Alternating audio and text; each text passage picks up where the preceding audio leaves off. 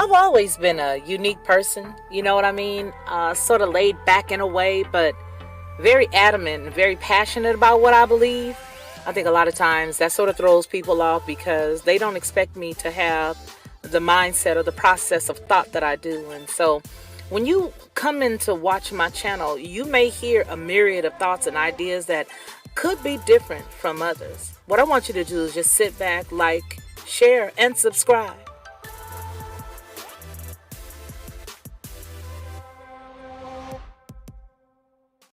To receive instant notification each time I upload, please hit the subscribe button and the bell notification.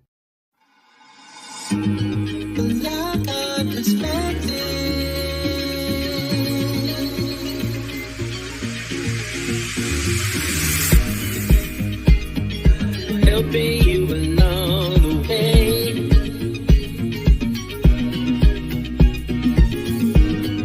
Helping you to make it through another day. Yeah, yeah. Everything you need to know that you never knew, that you need to know.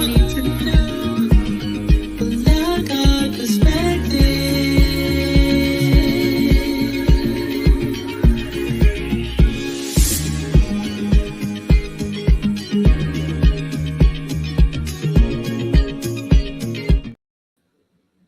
Well, hello, hello, hello. Greetings to everyone. Great afternoon to all of you. I am really excited about today. We're going to look at a lot of different topics. I know that we started out with the topic, what is the state of the union really? I mean, what is really going on? And I found that there was no one better to ask than Judge Joe Brown because he has his ear to the ground and has a lot of insight on a lot of different topics. So, what we're going to do today is I'm going to open the panel and I'm going to allow folks after he and I get around to talking. I'm going to allow people to just, chime in. I do have a couple of guests that are backstage currently. And if anyone would like to come up and ask him a question, the only criteria is that you must be cammed up and I must be able to authenticate you, which is simply easy. It's an easy thing to do. I got to see your face and you have to stay on camera as long as we're together for aesthetics. But I just wanted to ask everyone, how have you all been? I see that we have Phil is here, Sandy, Rusty, how are you? And then it looks like hey, we name, and Molly Madison is in the house today. Thank you, thank you, thank you for each and every one of you all showing up and getting ready to hear what he has to say. Now, I would like for you guys to also, if you can, just take a second and throw a topic right there in the comments for us. If you can throw a topic right now in the comments for us, that will actually help to speed things along so that we can stay in sync with one another, right? So that way, the questions that you have, we can definitely ask them because not everybody wants to come up on the camera. Not everybody's about the camera life. You know what I mean? I hope my sound is okay. Is everybody, am I 5x5? For those of us who know what that means, that would mean all of my anchors. 5x5. Just want to make sure the sound is 5x5 before he comes on. Now, I would like to talk about this specifically. And as we wait for him to join us because he is coming up, what I want to talk about specifically is that $1 trillion debt. I want to talk about that debt clock. I love talking about that debt clock. It blows my mind every time. And then some of the monies that we've just recently allotted again. And then I also want to talk about this bank down in California, Silicon Valley.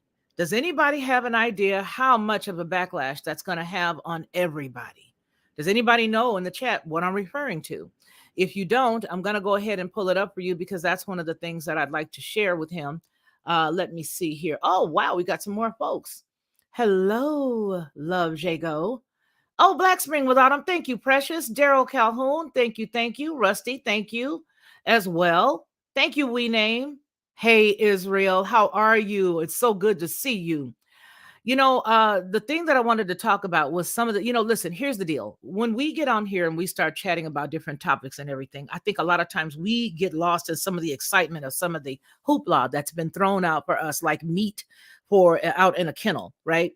We get all into the weeds of that stuff. Meanwhile, there's some crazy things that's going on. And I don't know whether you guys know it or not, but that issue that took place with that bank down there in Silicon Valley in California can have some unbelievable spiral effects on everybody.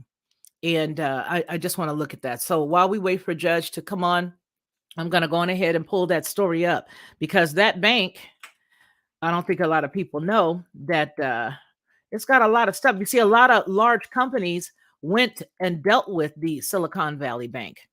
A lot of them dealt with that bank. I know that one of the companies is Etsy. And Etsy is a company that a lot of people take their time and send their packages and their products that they have acquired through Etsy. People can purchase things through Etsy. So if that closes down, which it did, what's going to happen with the Etsy brand? These are questions that we really should ask. And again, I know that we start looking at other stuff whenever they start throwing it at us. And the one thing that I do know I want to talk about is, which is one of the pieces of meat that they threw, and I just cannot avoid talking about it. And that is Mr. Shaq. What is he doing holed up in his house? What is Shaq doing holed up in his house? He does not want to be served a subpoena for something dealing with the FTX, FT something, those little things that I just never could understand. I could never understand those. I never could. Let's see. The Silicon Valley Bank CEO should return the stock sale gains, the lawmaker says. Let's get a gander of that right quick. I do want us to read that because you know that they did take a great deal of money. A lot of them knew that this was going to happen. In my impression, this is just my opinion, that a lot of them knew. Thank you so much. My sweet sister is here. I appreciate you and I love you so much. Grand Rising to you as well. Onyx Monopoly, thank you. I appreciate that love offering. So listen, Onyx, I'm sure you know about this too, with the Silicon Valley Bank going down, going under. A lot of other banks are going to go under. A lot of other businesses are going to go under. And I want to share this with you guys because, see, here's what they did. Whether everyone knows it or not, which I'm sure you do by now, what they did was they went in and they all sort of, let all their stuff go. Let it all go. Here, take the stocks, when it was really, a good thing for them to do. Now, let's take a look. Let's take a look. Let's read what the lawmakers are saying that they should do. Okay, let me get this up for you here. All right, right there. There's going to be some ads too, you guys, because you know how sometimes I forget to switch it over here. I can't this time because it's not on their website. I like the website, the way that they have it set up where you can actually click it and only read the copy or the story itself. So let me see if you guys can see. Let me get it bigger for you guys and give you the larger portion of the screen, as I always do, so you can follow along with me. And it says here that the Silicon Valley Bank CEO should return the stock sale gains, the lawmaker says, and they should, as they should.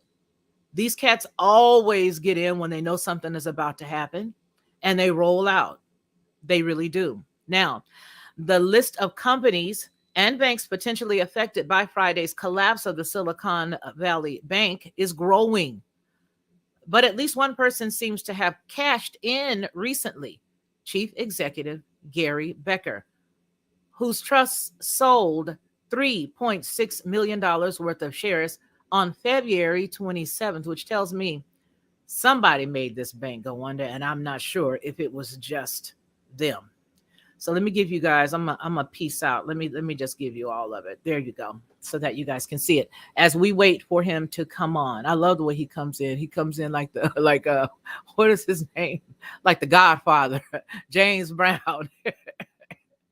All right, so here it is. It says the list of companies and banks potentially affected by Friday's collapse of Silicon Valley Bank is growing, but at least one person seems to have cashed in recently. The chief executive, Gary Becker, whose trust sold $3.6 million worth of shares on February the 27th, according to the SEC filings.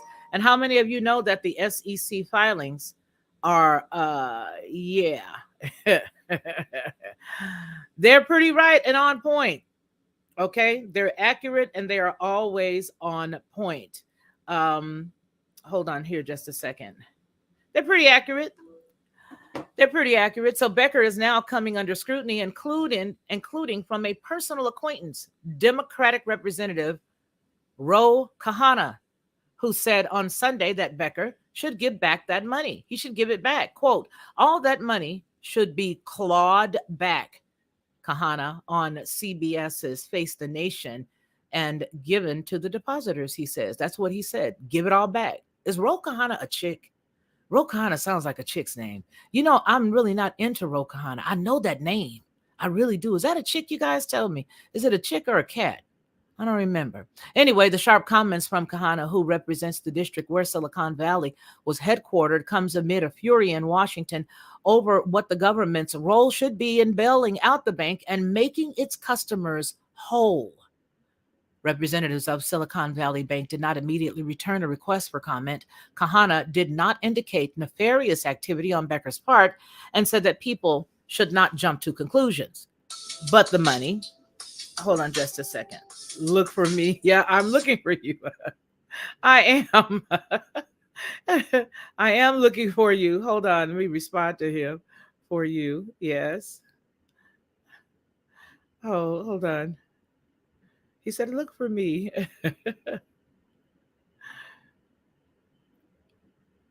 Alrighty. So let me give him the link again, just in case he needs it. Hold on.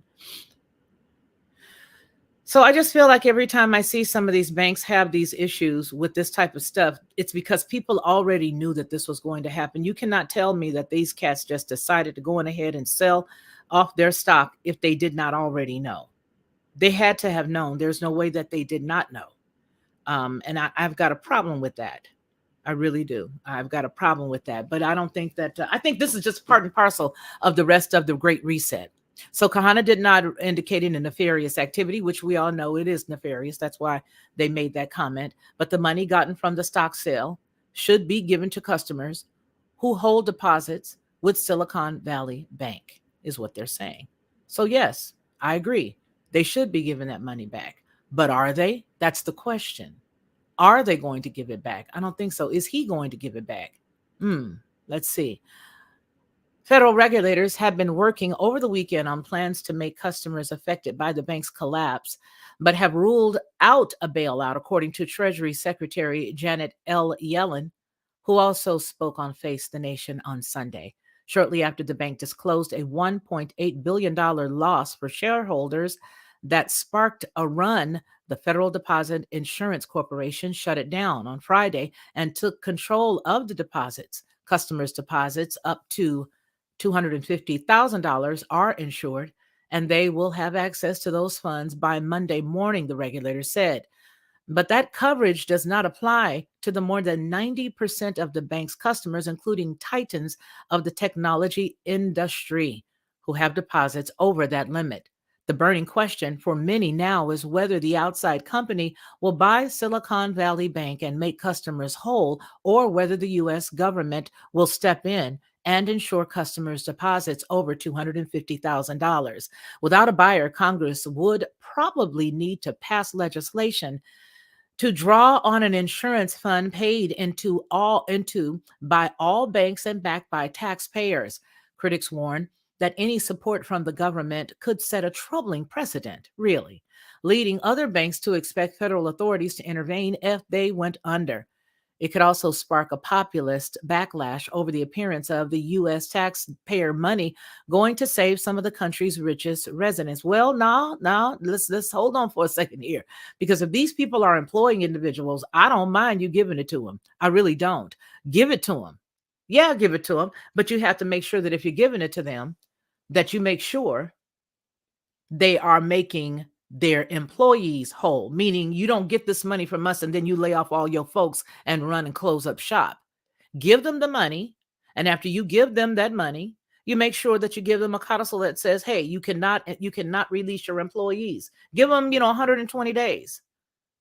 Give them 120 days. You cannot let your people go. You got to keep them. Because see, here's what's going to happen. All of these other companies that are being affected by this bank's collapse are going to inevitably collapse as well, which means more jobs here in America, which is why I say this to me was absolutely planned.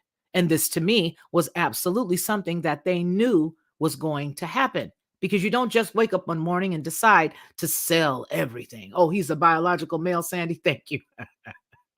Thank you, baby. Okay. So you don't just wake up one morning and say, hey, let me just sell all of my stuff. Let me sell it all. Right? You don't do that. That's not how any of this works. So with that said, the issue is that they had better go ahead and bail them out.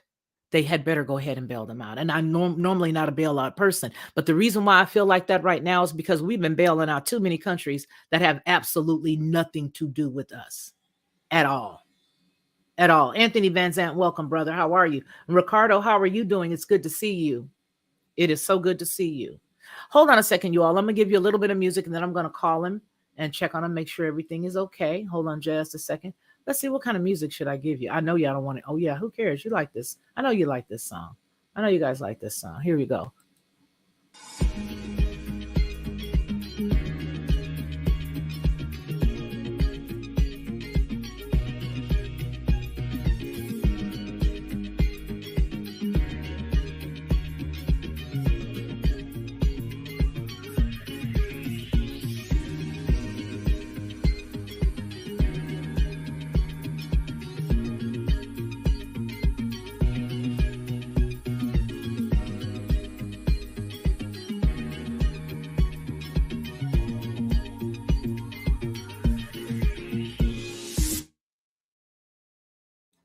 Okay, I asked him, sir, are you having trouble connecting? He said, well, I was connecting until you called me and knocked me right off. So I'm going to pull this down right quick and then I will. There we go. All right. So we're going to have him come in just a second and he can give us his take on this as well as a lot of other topics that we may have today. Again, Judge Joe Brown, and I also have another guest that's waiting. And I'm also going to put the link to the show inside of the comments box so that if you'd like to come up, you can come up. You can ask him a question. And this is the way that I think it should be done, because here's the deal. We have so many gems in our midst right now. And with the way life is going of late, you need to make sure that you're tapping into those gems and that you're tapping into wisdom and people who have been around for a minute. And I feel like this is one of those individuals. I believe that Judge Joe Brown is a very wise man. I love his whole Man Up campaign. The Man Up campaign that he has, to me, is one of the best things. I've not heard a lot of men in his category or stature actually take that stance to tell dudes to man up.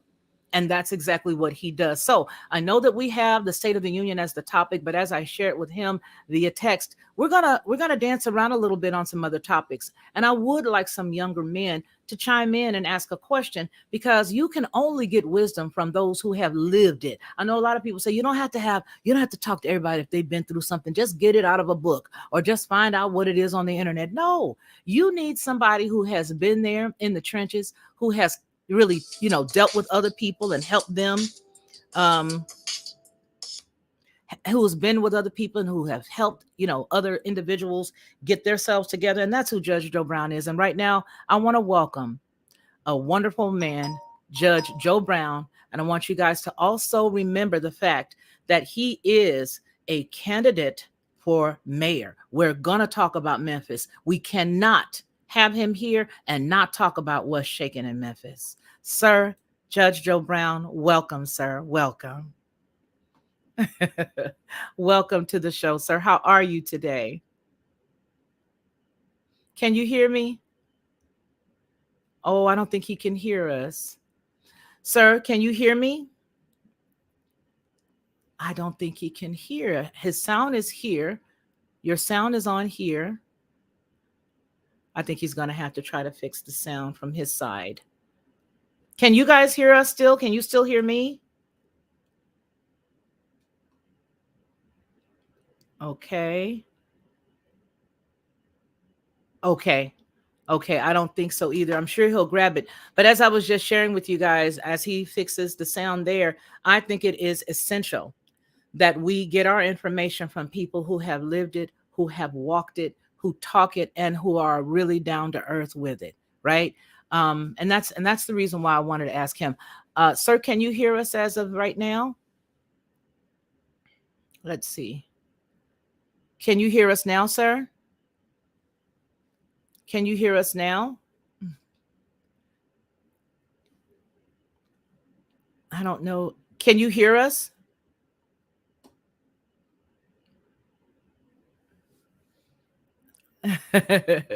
We're trying to get the sound together. We can't hear you. Let me go into the back chat and let him know that we can't hear him. Okay. Check your sound. Okay. I don't know why. I think maybe his sound is off. He's not on mute on my end.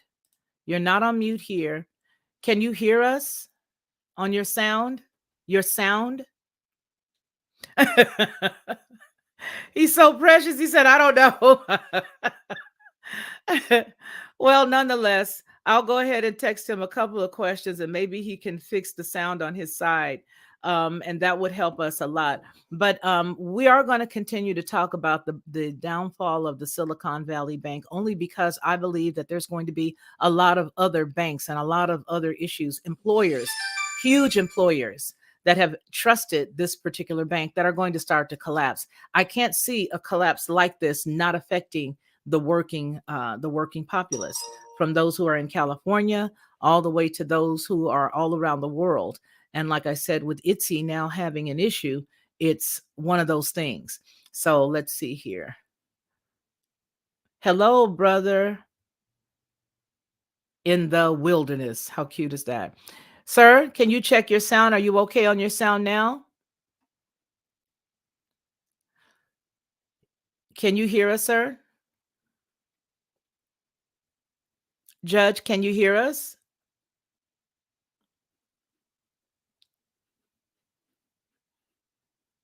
Let me see. Can he hear the guest sound? Guest audio. I don't have any control over their audio. No, everything is fine on this side. Let me, sir, can you test your mic? Are you able to test your mic? Give a mic check. Oh no, I can't hear you. Here, let me mute myself to see if you can.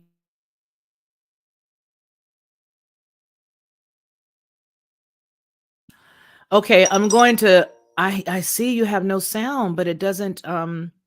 Is it? Are you on mute? Oh yeah, double check. Are you on mute?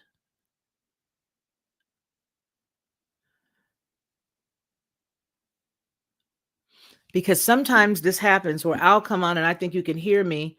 Um, and I have that as an issue. So let me call you on the phone. You can stay there, but I'll just dial you on the phone and then you can answer some of the questions if that's okay. We know how to what do they say? There's more than one way to skin a cat. Okay. Now I'm calling you, but you're going to be off the screen. I know. So let me pull you down off the screen. Okay. I have trial. I know. Is it possibly in your settings on StreamYard in your phone? Are you maybe muted on the phone? I use StreamYard all the time. I know. Oh, and we lost him. Hallelujah. Come on. Oh, he's there. I hear him. Yeah, but you're echoing badly, and I've got you on my cell phone, and I'm looking at you on my iPad, which is what I usually go through, but I'm not getting any sound. I can't hear you. Okay, now can you hear me? I just turned my cell phone completely off. Okay, I can hear you now. Wonderful. Welcome.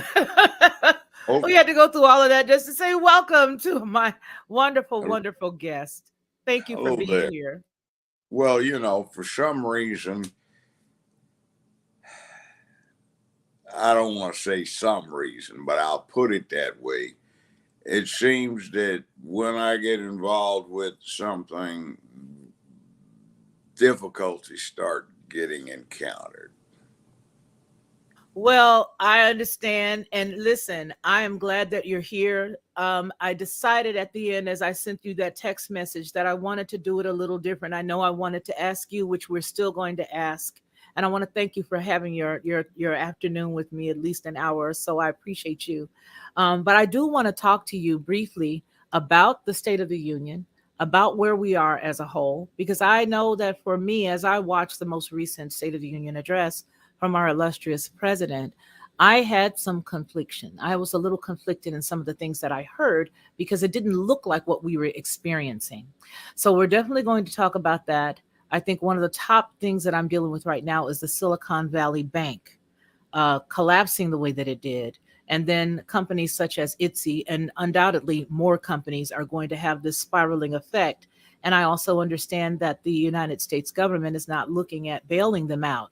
The only reason why I would say bail them out, because I'm really not for that, is because we've given so much money elsewhere. And these would make sure that if they were to bail them out, they should give them some type of addendum that says you must keep your employees. We're not going to bail you out. They don't need to bail them out. What they need to do is they need to file, the government, since they have money in the pot, they need to file an involuntary bankruptcy petition and have,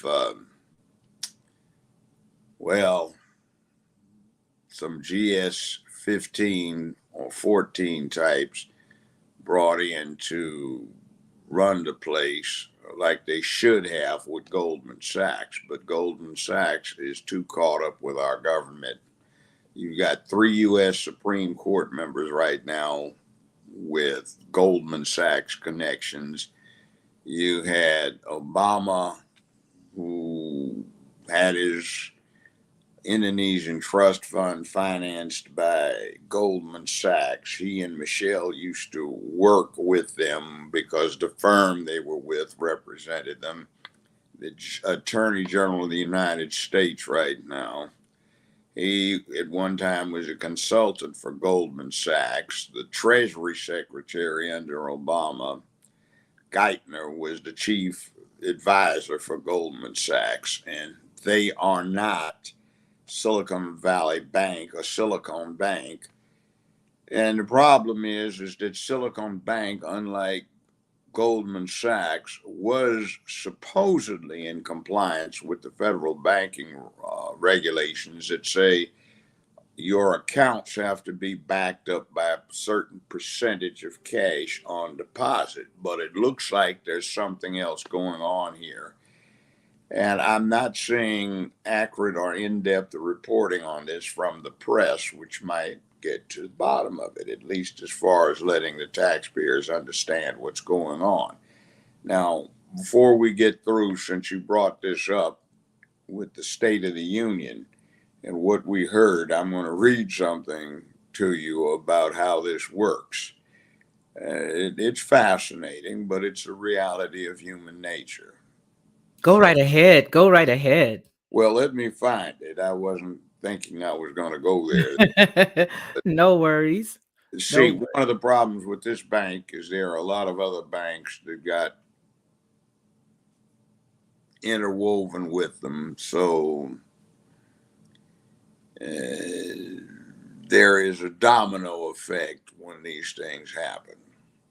Now, the involuntary bankruptcy proceeding, I think, would be the best thing for the taxpayers, and to put the bank in receivership, they call it, where people with knowledge of such things bring it back to economic health without the incentive to conceal what they've been up to. When you bail out people, they conceal what they've done. And when you have receivership, all of that gets exposed. Now, the interesting thing was the 2 bailout bills under Bush and Obama. One gave Goldman Sachs, Smith, Barney, etc., for $700 billion. And then the next one under the Obama administration made it $781 billion, which at the time were the 2 largest appropriations in the history of the country.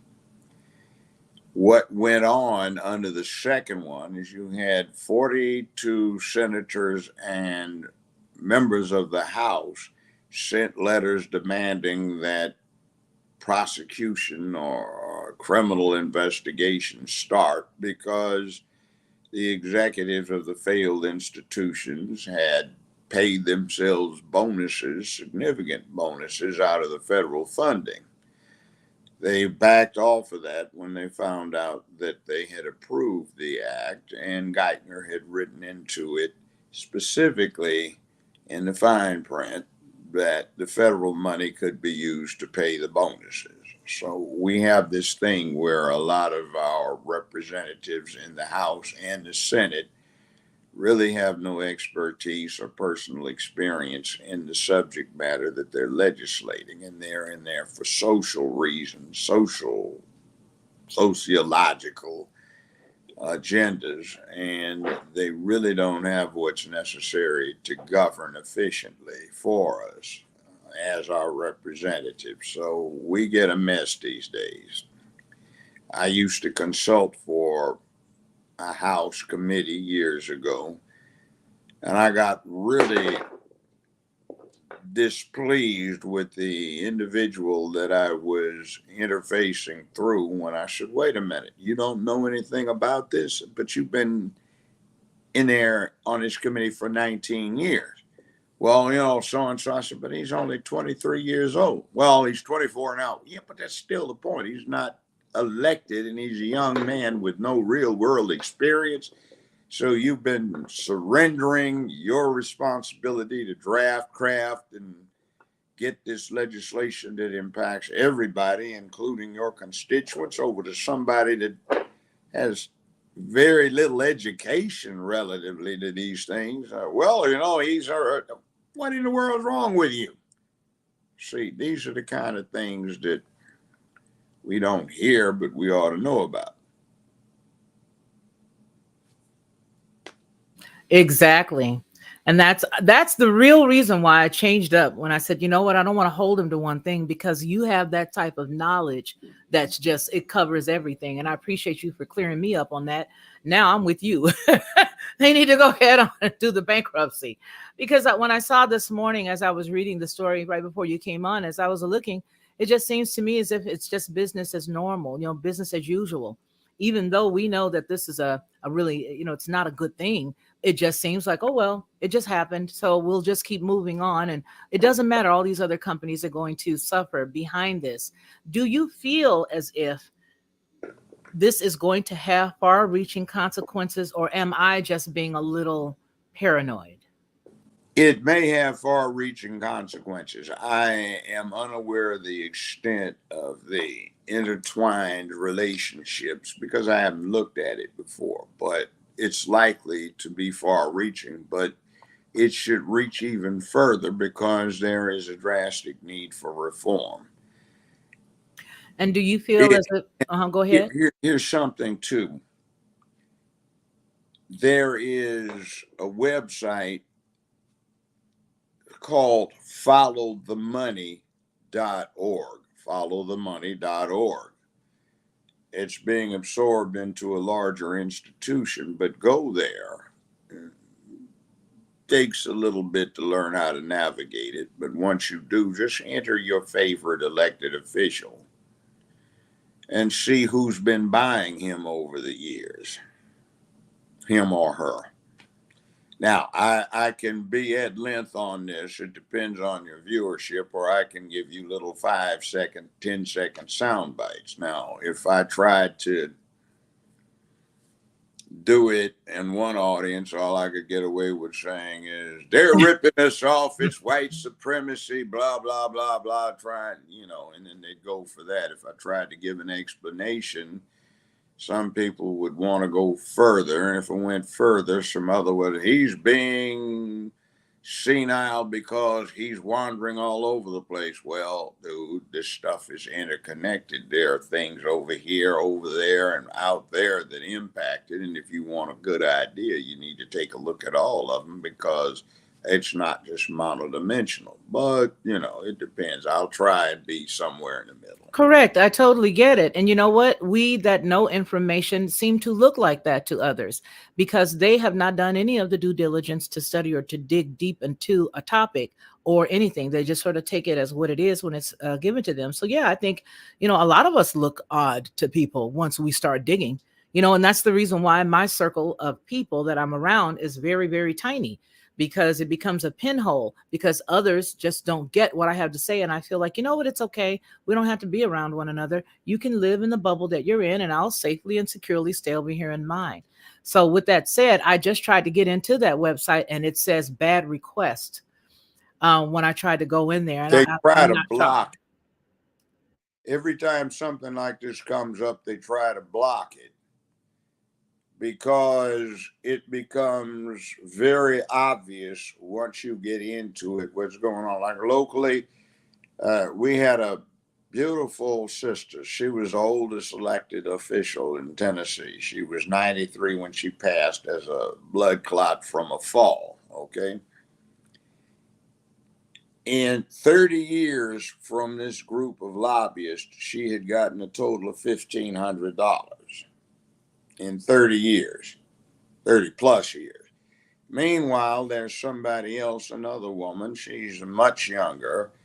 She's more ambitious. And in just 8 years, she'd gotten $370,000 from these people. So if she's running for something, which in this case is an opponent for the mayoral campaign in Memphis, who will Memphians be really voting for if you vote for somebody that got $370,000 from a select group of lobbyists versus somebody that was always known for their personal integrity and interest in the people, got less than 1,500 over a 30-year period from the same group.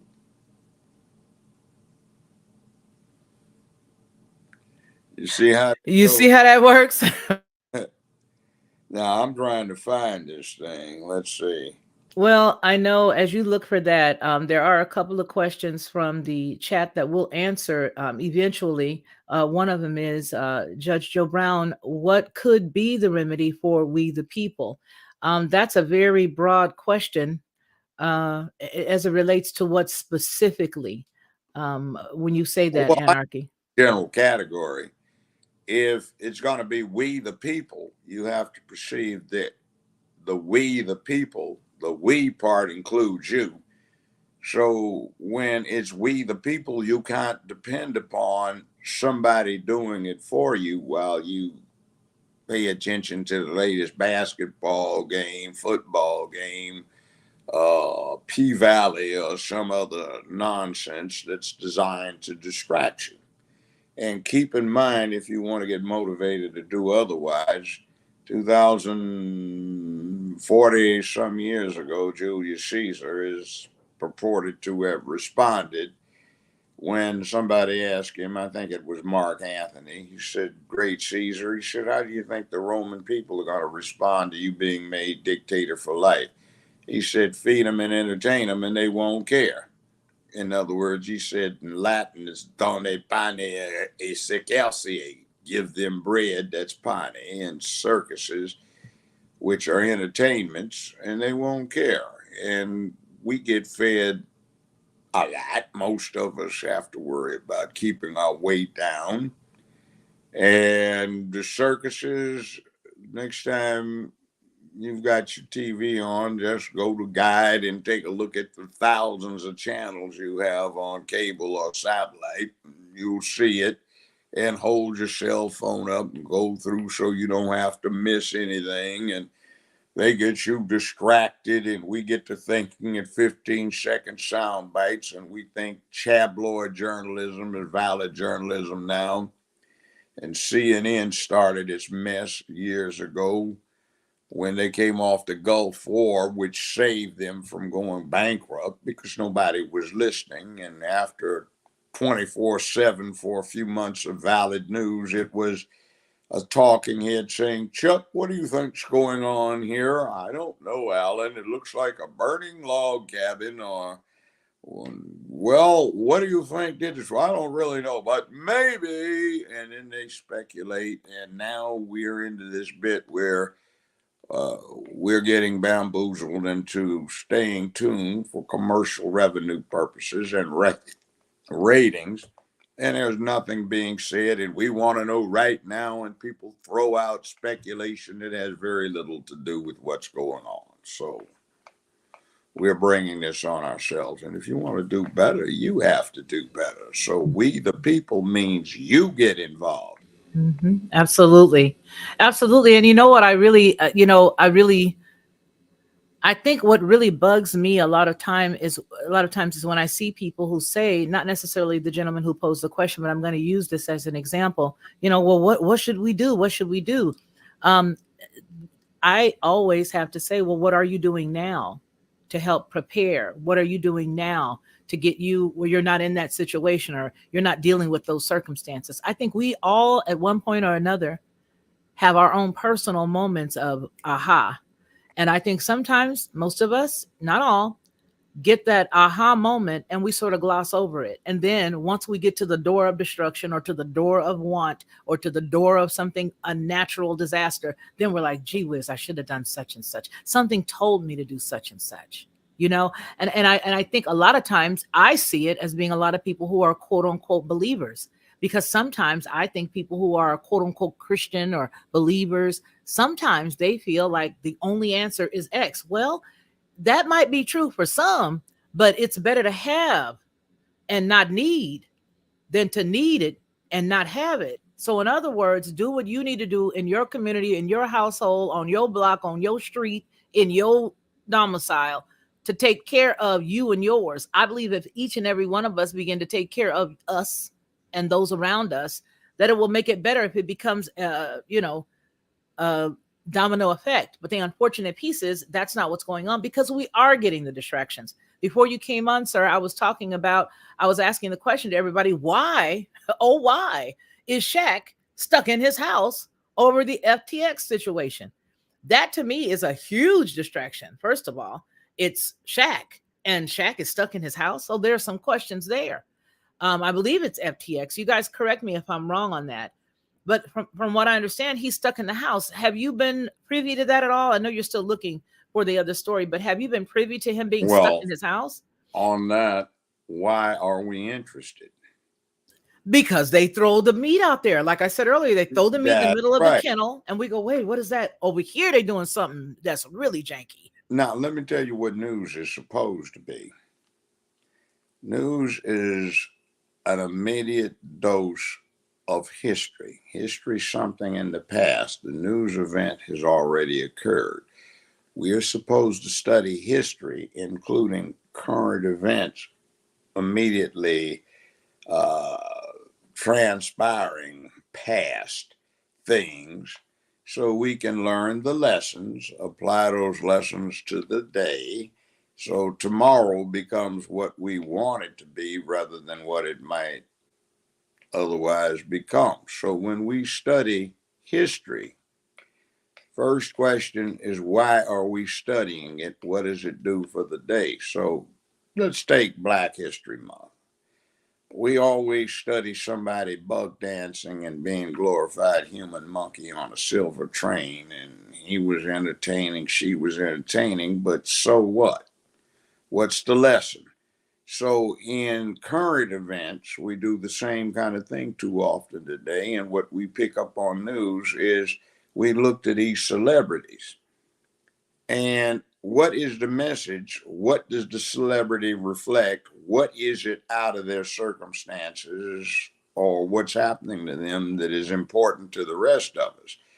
What we get now is main news items used to be on the last page, the last page, the last column of the last section in a newspaper, and it was known as the gossip column, and it was salacious, and only people of low character looked to these things, and it was kind of an insult that the newspapers just threw out there. Well, we have these people who can't help themselves. Let's, they can go directly to the last column, last page, and be done with it, and the rest of us can read their newspapers when they throw them away after they get the dose of gossip. So, question, when we look at these things, why are they important? Absolutely. Absolutely. I 110% just I agree with you. It's like why is this important? Why, I asked this question a few years ago when I started seeing all this information and nothing being done about what was coming out. For example, they would tell you, this politician did X, Y, and Z with I mean, they were just emphatic that this person had done this or that they sold this particular interest of the United States or that they had taken uranium and they sold this over here. They had done all this stuff. Finally, I began to ask the question, why do I know what I know? And nothing's being done about it. Why are you letting certain or specific information come into the purview of the public, the populace, and there's nothing being done? And then it began to be, I don't want to know anymore. I don't want to know any more of what you're saying. So then I began to just turn the news off and I say, hey, listen, there's only X amount of media companies, especially news companies. I guess it's like what, 6 to 8 of them. And then they've got all these other ones that are under them. To me, it's easier for the 6 or 8 or whatever the number is now to, conspire together what they're going to release and allow that information to go forward. And then we all sit here like this and we cower under everything, specifically with the whole thing with the that little balloon thing that went over, and then the terrible attempt after that to say that we had several more in the sky. There's just some really odd things that we have been attacked with, and I say our immune systems are attacked. Our fight and flight, our adrenaline is attacking our own body because we're looking at all this stuff that brings so much excitement and danger.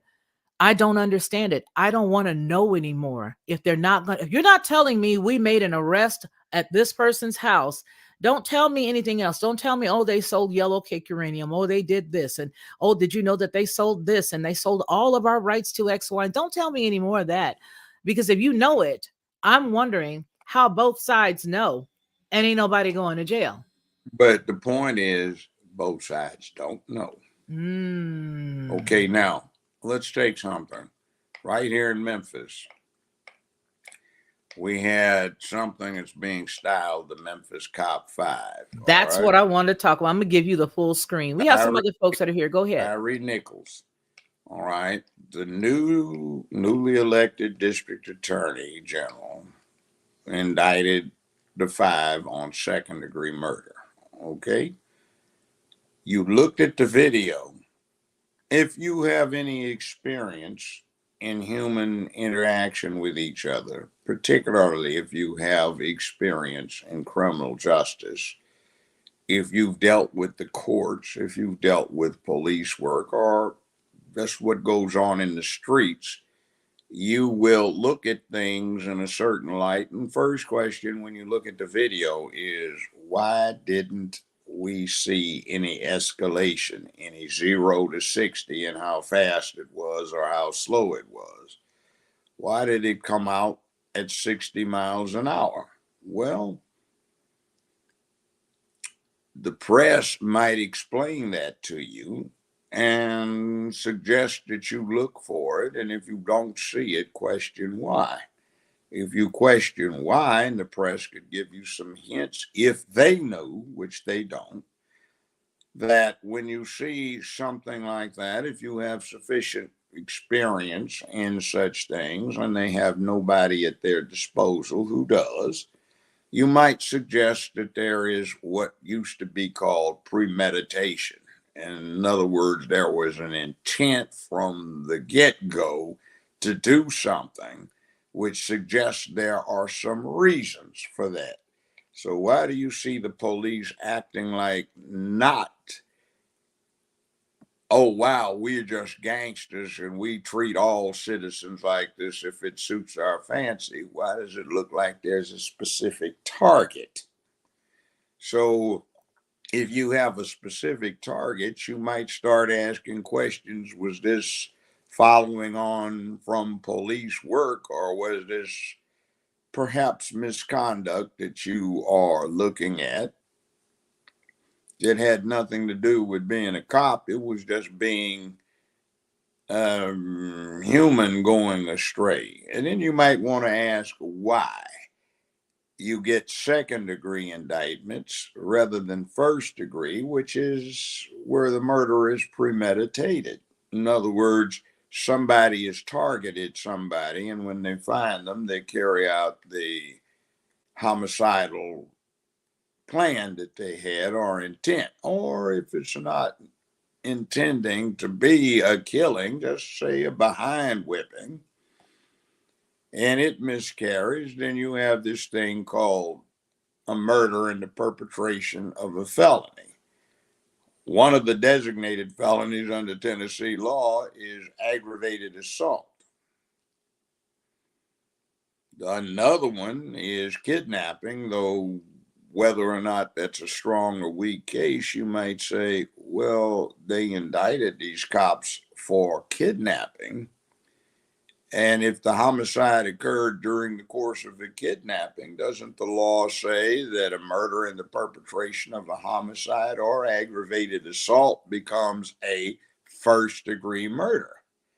All right, the newspapers had the supposed information in their own files, which they could have had somebody go back through and look into. Why in 50 years is this the quickest indictment on record? Not where there's a secret indictment, say with a drug ring, where the investigative process has been going on for some time, but from one act to another, you don't even get 10 days. In other words, from when the victim dies. So what's going wrong with this picture and why? Why do we bring in the White House and bobblehead Al Sharpton and Dan Crump, who goes after these things?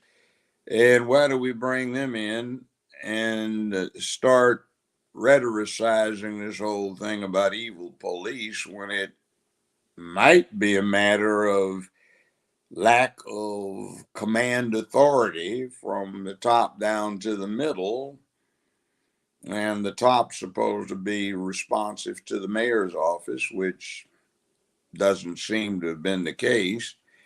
And you start asking questions that lead to a lot of different answers instead of now it's gotten to be a little weird when you start trying to say it's the evil police in the context of white supremacy, with the police being representative of the white supremacy, jacking up black folk. And you say Memphis is 65% black. The police department is 65% black. Most of these black cops were raised in Memphis, and Memphis is their hometown. You've got the majority of the city council black. You've got 60% of the criminal court judges black, also 60% female if you throw the white ones in, and 65% of the jury pool being black. So how do you get into this right here when you try to assign this equation to the category of white supremacy? Meanwhile, you might do an analysis of what's happened with the city income, who's getting it, follow the money, and you would find that there's a suggestion of criminality. Indeed, it's not just the at one point 22 to 31-year-old cops in this special unit, now 23 to 32-year-old cops in this unit, where the last commander retired early because he says he couldn't exert any command authority, no backup. And that was the so-called Scorpion unit. And before that, it was known as Blue Crush, which was created because the people asked for it because of the extremely high crime rate. Why did that commander, whom I know personally, has been complaining publicly that he got no command backup while he was on it, so he retired more than more than a year ago. So why is the press not going into that, and why don't they ask, why does the mayor try to wheedle out of this thing by saying it's not the fault of the new chief, this has been in use for 3 years, but he changed the name a year ago to the current one to promote her? And then you got to ask why you hire a chief of police who was demoted, fired, but reinstated under civil service, left, went to another place, had the same thing happen. And then why don't you ask, what The problem was it resulted in that, and you find, wow, one of the people she was alleged to be protecting, is now in a federal penitentiary serving a 10-year sentence for production and distribution of child pornography. So why don't you ask these questions? Why don't you ask questions that come out of this press as to why this is the first civil service chief that Memphis has had in 5 decades? The last one was 41 years ago. Why did all of these intervening mayors over 40 years say, we're not going to have this? We will have a civilian director of police who will be responsive to the people through the mayor's office. Why are you the first termed out mayor in Memphis's history, since they just put term limits in? Why do you appoint a civil service chief that nobody else can touch? So, and if you wanted just a black woman, there are many outstanding black female police commanders in the area who could have done an excellent job. So why do you get one that is in two separate municipalities, been under a cloud, seem to have had some proclivity to fix cases, and maybe some inference might arise that it's part of a bigger picture here? Now, I know that that particular unit had quashed a lot of crime, Yes, and now they're disbanded to all altogether. yes. So, to me, just thinking as a civilian, which I am, my mind would say, well, why would we get rid of them, get rid of the team, if the team has kept this amount of crime off the streets? And now, without them, how much crime is going to be allowed? It's, I don't know, Well, just yeah, looking, well, you know, and see, the other thing is too, when somebody gets all this brass on their FLA, or their hats, and they get command authority, don't you expect them to be able to carry it out? And why is it that the morale in the police department is flat bottom zero and has been for a while? Did you ever see this movie that Clint Eastwood did where it was Pork Chop Hill or something like that? He was the kind of alcoholic gunnery sergeant who got brought in to shape up this recon platoon that was totally out of control.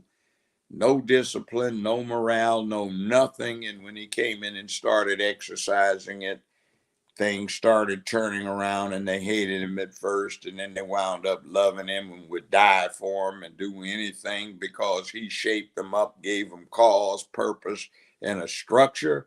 Well, somebody might start considering that when you say this, that, and the other person, from White House down to chief of police to desk sergeant to somebody working as the principal in a school, ought to be able to actually show leadership. In other words, follow me, and people say, okay, let's go, rather than somebody that's simply an administrator sitting at a desk with no clue as to what to do and saying, I'm going to come up with a program, or we're going to come up with a committee and we're going to throw money at it and study it, and it'll be run by people who are bureaucrats who don't have a clue what to do. And meanwhile, there's money we can, what's the word? Steal under the table or over the table. absolutely. You're absolutely spot on. Because to me, I felt like listening to some of the rumors that was going around about that story in and of itself showed me that this was an isolated issue, that this was two individuals who one had something against the other, and that's how Well, I. not two. Okay, well, a man had Memphis did something not, against another cat. no, Memphis did not explode because these cops are part of the community. They're young men in the community. They Okay. talk and they go to bars and clubs, and the word gets out. So on the streets, Ain't nobody mad about the police. This is just, man, I told you, don't go there. And what's one of the classic things that you get? Somebody, male or female, is upset with somebody else who is the significant other, supposedly dealing with somebody else. So instead of dealing with the significant other and just saying, I got to go, I'm out of here, you chose this, they get mad at the person they did it with. And then when you set up what's out there in the Memphis streets about not one, not two, but three, maybe, and you have some young men who don't have the discipline and the command authority being exercised over them to say, hey, we've got a sense of purpose. We got to move beyond that. So a personal matter gets taken care of, and maybe somebody just wanted to administer a behind beating, and somebody had Crohn's disease and it miscarried. So we get this thing that the press does where, for the life of me, I swore, I didn't swear, but my mind was saying, why do these people from the mayor's office, chief of police, the press act like they're trying to deliberately and intentionally cause a riot? What's going on here? Yeah, I agree with you. I thought that same thing. I was like, okay, so it's a Friday night, and then the young lady, I'm going to use that loosely there, decided what she was going to do is withhold. We're not going to do this. We're not going to release any information, or we're not going to do X, Y, or Z until this night because we don't want this to happen. But it to me seemed as if that's what they were trying to start. Was they were attempting to start this big riot and this big thing, and whenever I see certain players come out of the woodworks, it's just all the same thing. It's like Black Lives Matter all over again to me. Whenever I see the Sharptons and whenever I see that particular attorney, who, by the way, no disrespect towards him, he just does not seem to be the most polished attorney that I've ever seen. He just doesn't. He just And seems to. I mean, I'm not answering the question. When you see somebody holding themselves out that way, question, how many jury trials have you had that you won? Yeah. How many people have you won over? How many juries have you been able to And when persuade? you settle a Hmm. case, what Hmm. percentage of the settlement are you getting as your fee? Mm. And you might also ask, what was the liability insurance available to the people you settled with? And how much of that did you get? Now, let me give you a perspective. Yes, yes, The go ahead. absolute largest jury verdict in American history was run by a black lawyer. His name is Willie Gary. He's still alive. He's semi retired, but his firm is still operating in Boca Raton, Florida. Now, Mr. Gary had his jury verdict confirmed on appeal and upheld by the U.S. Supreme Court, 1983, 1984. That is 40 years ago. One verdict in American history exceeded that, but it was overturned on appeal. That verdict, to give you the perspective, was the Exxon Valdez oil tanker disaster off of the Alaskan coast. But in 1980 dollars, Mr. Gary got a jury verdict against the defendants for $980 million, which worked out at about 2.25 billion when he Wow. down to the interest. He has, out of the top 10 jury verdicts in America, the largest, and several of those in the top 10 as well as settlements. Why doesn't anybody think of him? I remember one attorney in a prominent case. Uh, there wasn't much civil activity on it, but he was representing the family, and he was hollering about they need to get rid of this no retreat doctrine and stand your ground. And I had been interviewing the family, and I said, hey, Don't you realize your dead client had the right of no retreat, not his assailant? Huh? You know, so it's kind of something strange happening today. The It Supreme is.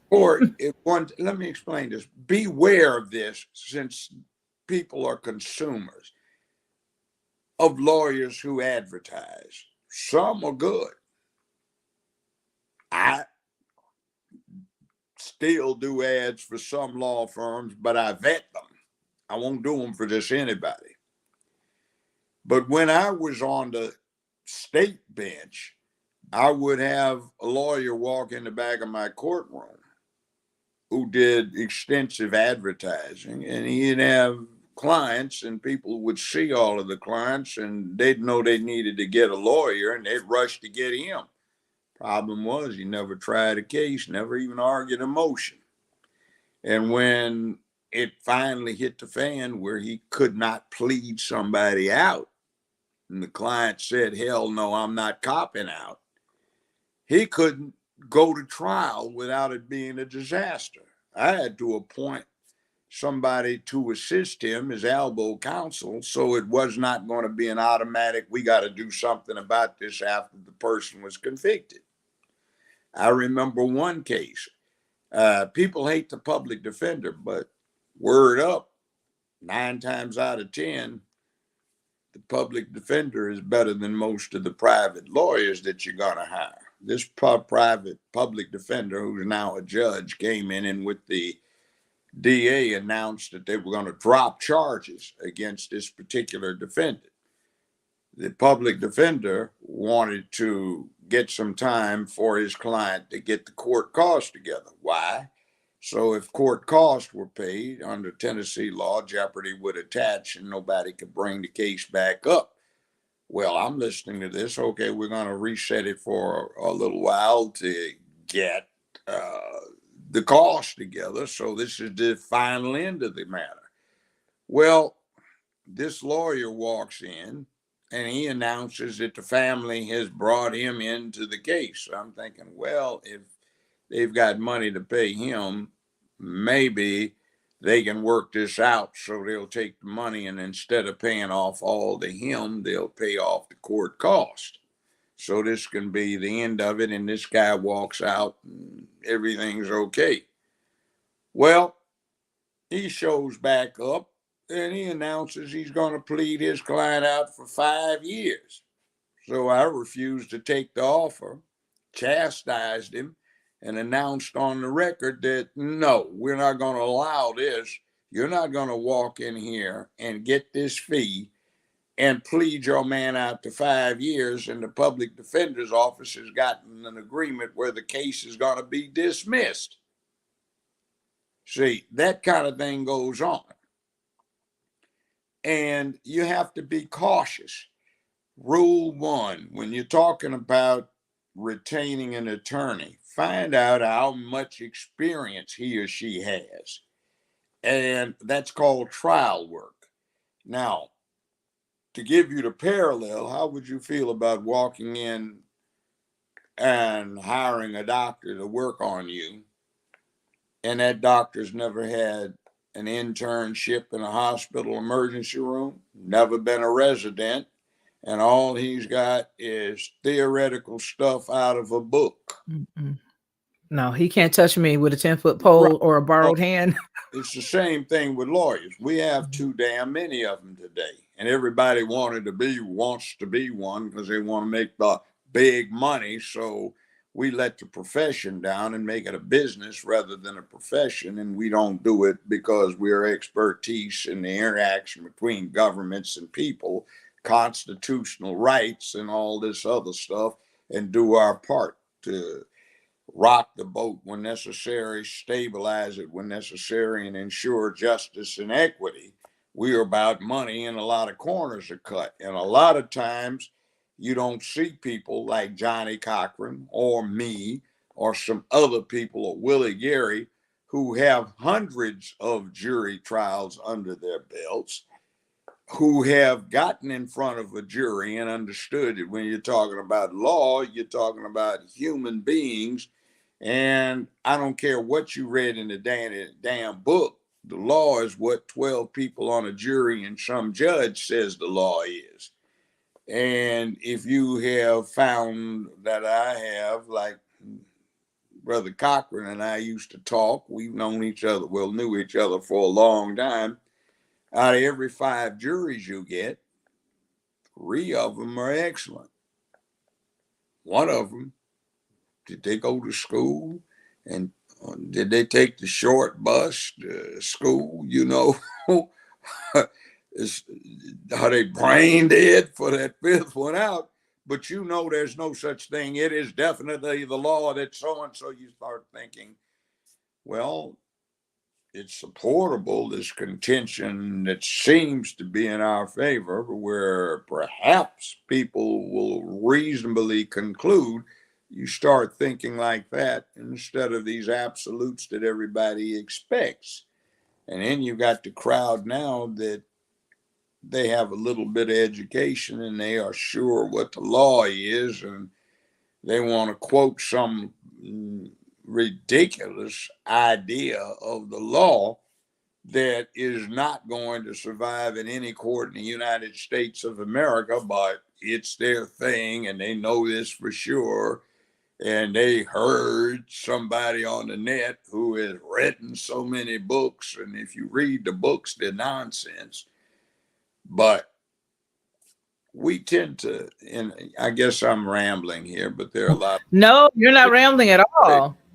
But beware of what happens when you have legal recourse. And one of the things that you need to push as a citizen upon your representatives is do something to make the courts more accessible to ordinary people, instead of encouraging this thing where ordinary people are priced out of the courts. Why is that immediately important to you?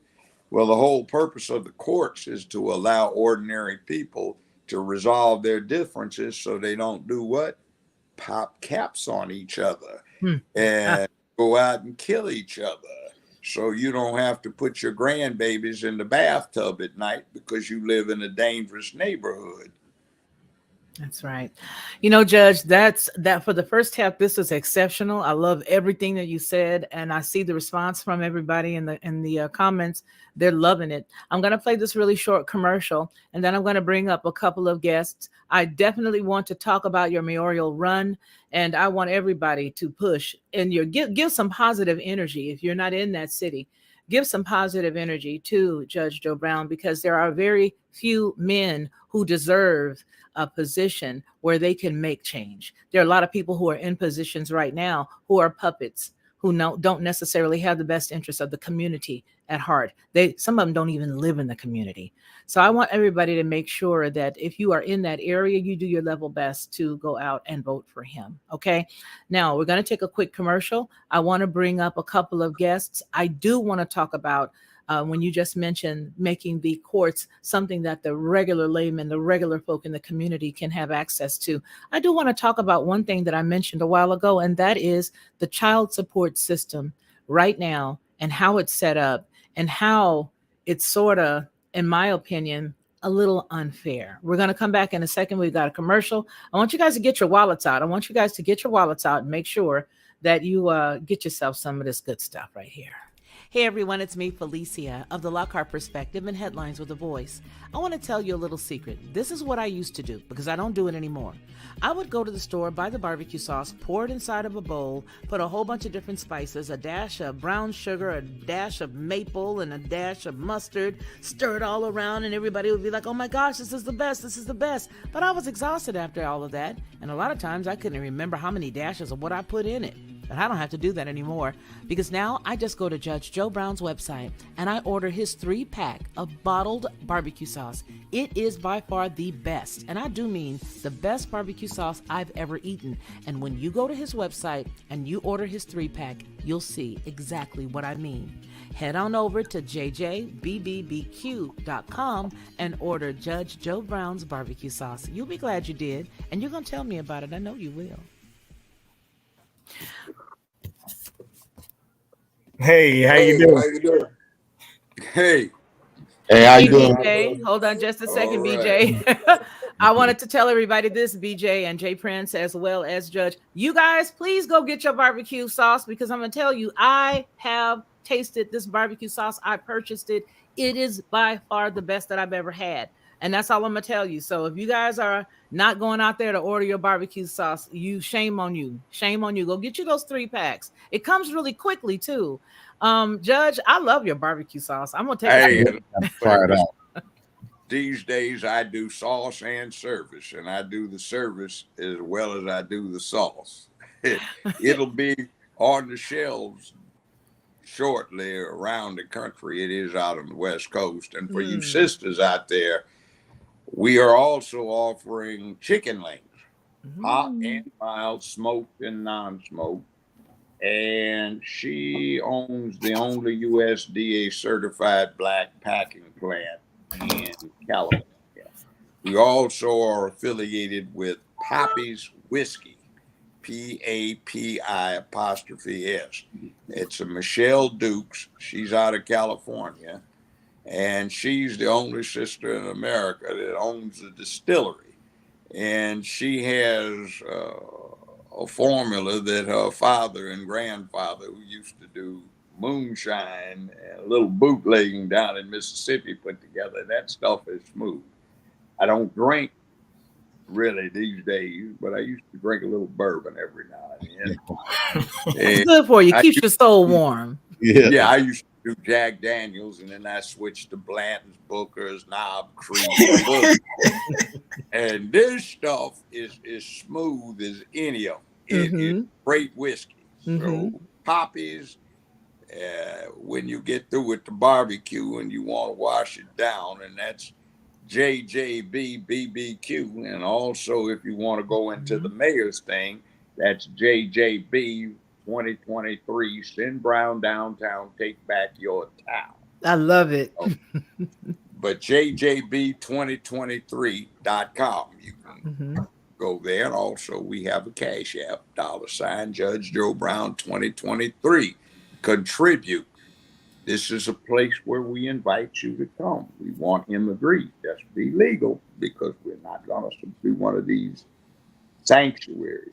That's right. That's right. Well, thank you for that information. You guys make sure that you write all that down, take note, check out the sister out there out west who's got the distillery. You know, it's good to always, I love to patronize anybody's small business, but I really love it when it's us doing something because we're rarely ever in support of one another. And so if you like it, I don't care what color you are, join and look and see exactly what she's got going on. Don't forget to get yourself some of the barbecue and make sure that you guys keep your positive thoughts going towards Judge Joe Brown when it is time for them to go up for that election. He is one of the best candidates. I honestly have looked at everybody on there and yeah, I don't think so. I only want to see him win. Judge, we have a topic and I want to talk about this topic because it's been the bane of a lot of young men's contention just recently, and that is the way that the system is set up right now for child support. I have Jay Prince, his show is Jay Prince for President, and I'm only loving your Superfly hat. Yeah, I like What you doing? What you got on? Judge O'Brown. Oh, you got dressed up for Judge? Yeah. Gotta respect my old man. Because I've been watching his show for a long time. And he always talk about how young black men should start carrying himself a little bit differently from hanging our pants below our knees and stuff like that. So I said, I'm going to try to impress the old man, you know, try to put on a blazer. Hey, I like hats. I have a whole big collection, been collecting the things for 50 years. So, yeah, I got a lot of hats. So the funny thing, the ones that I got 50 years ago are too small. They don't fit. They perch way up here now. So Oh man. It's all that my head knowledge increasing. gotten bigger. All the Even though, knowledge. interestingly enough, maybe I weigh the same now. I had to go through the mess to get there, but I weigh the same now that I did back in 50 some years ago, which I find interesting. I wouldn't recommend the diet plan. I had to go through cancer, but I mean, it is what it is. So, Mhm. yeah, hats. I like hats. Yeah, me too, Judge. So, you know, By the way, Judge Jay one Prince. one preliminary thing on this topic. Yes, sir. I know President Obama claimed that we were the worst, but this freaks out white judges all the time. And for the 30 some years of going to judicial conferences in Tennessee, where we got into it every year, the demographic that pays its child support absolutely the best, most regularly, most on time, and in the amounts ordered. Guess who that is? Who's that? Black men. We pay it better than anybody else, but we get victimized under this because we have allowed the child support componentry to be taken over by profit making concerns, whether that is the family lawyer who actually they get looked down on, even in the legal profession, as sharks who aren't necessarily looking to their client's best interest because they wanted to deliberately engender controversy and confusion for billable hours, to the thing where over 50 years we have taken child support paternity matters out of the circuit and superior courts and put them in domestic courts and juvenile courts that have become significantly privatized and are about the business of making profit. And since a lot of them have a juvenile justice componentry, it's good for business if you screw up the family, so you produce children who don't know how to behave. You generate a lot of fee schedules and a lot of money is made. So again, follow the money. It's important. It is so important. And you know what, King BJ, it's so good to see you. I want to say thank you publicly for all that you do. You to me are like you are you're like the nucleus of everybody and everything. You are an awesome person. Thank you for all of the stories you send me. Thank you for keeping me abreast on some things that I've just been, too busy. I was ill the last couple of weeks, so I didn't get a chance to get a lot of stuff. But some of the things that you did send, I turned into audio, and I'll have to now upload all of them. But I just want to thank you. I thank you for being here.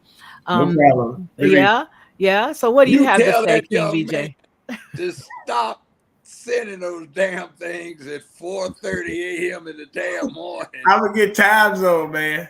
Time zone, man. Time zone. My fault, man.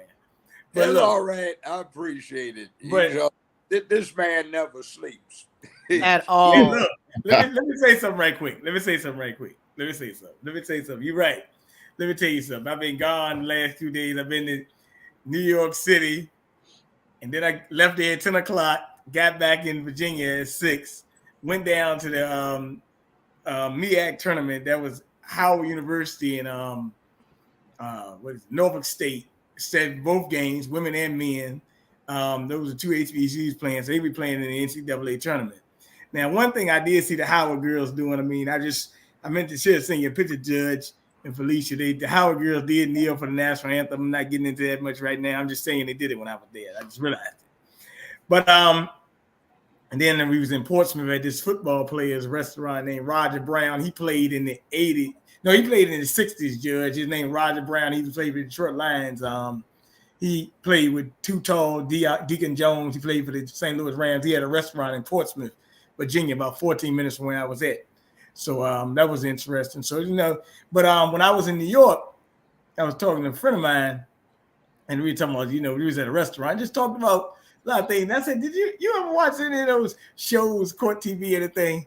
And she's like, yeah, I used to watch Judge, man. This is Judge Brown. I said, yeah, I know him. He talks to me all the time. She's like, really? I said, yeah. She was like, Oh yeah, so she was like, those shows are good. She was like, these shows today really don't have no educational value. So your name came up when I was in it was in New York the other night and the Bronx. No, I was in Harlem then. I was in Harlem, and that's a gentrifying city. I saw where the Apollo Theater is, and I saw a lot of things come to mind. But you know, when I'm on the road, I always see stuff and talk to interesting people. So it was funny your name came up when I was out there. But I do hope that you win mayor because hey, look, because we got to do one thing because I posted a video and I was telling Felicia the other day when she asked me about you. I said, I talked to him, but you know, I told him I haven't been able to get on, you know, since the like who knows when. I mean, they sent me an email They've been talking jacking you around about, you've because been banned for a video from January 12th, Yeah, 2021, some election was in,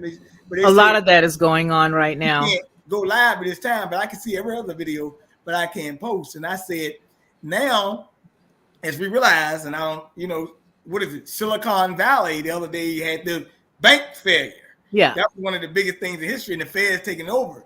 But what they didn't tell people is that Silicon Valley is actually, that was a test run because they said, is this the end of new tech startups? They want to collapse these tech companies anyway and merge them in so they can control all the information.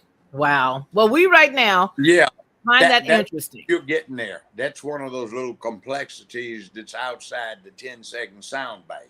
Exactly. Exactly. A good topic though. And But one other thing too, yes, sir. everybody on here gets on social media a lot. The idiots start talking about, well, they're a private business, they can do what they want. No, they can't. Civil Rights Act got applied to small businesses, mom and pop stores, everything else, because they impact interstate commerce, or in this case, interstate communications. They all have FCC licenses. They use the public airways. They avail themselves of the American courts, protections, and technologies. They get stuck with the same responsibility to comply with the Constitution and the Bill of Rights. They cannot take the First Amendment, which is arguably the most important, and censor it. We need to jack them up, bring them into court, look at it. You can bring stuff all the way to the Supreme Court. So somebody making wedding cakes gets jacked in because he doesn't want to build a gay wedding cake. You see, so if Facebook, YouTube, that impact tens of millions, hundreds of millions of people are immune, certainly that cake maker was immune, but he wasn't. So we need to set them up and jack them up, and somebody's going to have to say, all right, screw you, let's go to court. We need to get behind that case so we get another Brown v. Board of Education, not in 1954, but in 2024. We have to take them in because they are trying to destroy what we are about.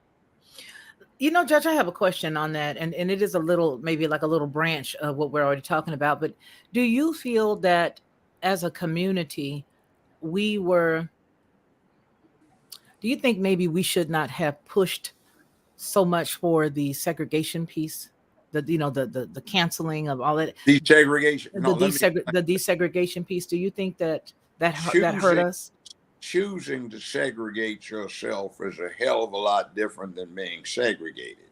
Mm-hmm. You want the real significance of segregation? Yes. You've been to the parks where all dogs must be on a leash? Yes. No dogs, that was what they were doing. See, it's one thing if you decide, I'm a dog, I ain't going in there, I don't like the way it smells. And another one saying, you can't go in there. You see, I grew up, Negra, what you doing, boy? Looking at that white man's water fountain. Better get your eyeballs somewhere else. Mm-hmm. See, that's different and when you desegregate, it doesn't mean you have to integrate. See, Yeah. integration is not the same as desegregation. Hmm. I remember in 1966, BSUs had been springing up all over the country. I was one of the representatives. We went to Chicago. Hmm. What was the problem? The Chicago campus of the University of Illinois was segregated. Black Hmm. students couldn't go into student union all Hmm. days of the week, just Hmm. certain days. They couldn't shop in the student store all of the time, just certain days. There were certain pubs on campus they couldn't patronize. They weren't allowed to be in certain areas. By the way, Hillary Clinton's ass was out there picketing. Even though she was going to another school, she was in favor of maintaining those regulations. Um, Bernie Sanders was in jail when we got there. This curly haired, hippie looking Jewish guy got out, and he didn't have any problem. I remember there was a rally that was about 1,400 black folk, and the only white people were there was Bernie Sanders, the police, and some press. But, you know, desegregation was not nice. If you choose to separate, that's one thing. Somebody telling you, nigger, you better not even eyeball getting out of here and going over there. That's a different kind of thing. Yeah, Now, and you know, just say that. go ahead. That's No, all but I I was was want to add that little no, blurb. I was just thinking that because you know, as I look back at a lot of stuff, and I love your point that you make. You know, it's a big difference when somebody tells you that you can't go someplace. I think that is you can't go, you can't eat here, you can't use the restroom here, you can't sleep here. Those are the things that are that were, I believe, very harmful. I do feel like we misconstrued it someplace. And pardon me, because you know, I'm in my late 50s, so I can't speak from a place of knowledge when I say this. I'm just saying it based on what I see now. I just look back as I read different stories and I see how we had more so our own communities, which I don't see anymore. Um, I see a lot of different communities where we live, and I see a lot of different communities where we live where certain people have come in and purchased large lots of, you know, houses as well as apartment structures, and they're now dilapidated. But there are people who actually own these things, and it's not necessarily the individuals who live in that community or those communities that are tearing it up. It's just the fact that somebody bought them and they just let them sit there as if they are slumlords. So that's one piece. But I just really honestly look at us and I just say we really don't support one another. Why? Again, because of my age, I don't know the core. I really, honestly, transparently, I don't know what the core of that is. I just know that when I see us doing something, I try my best to support them.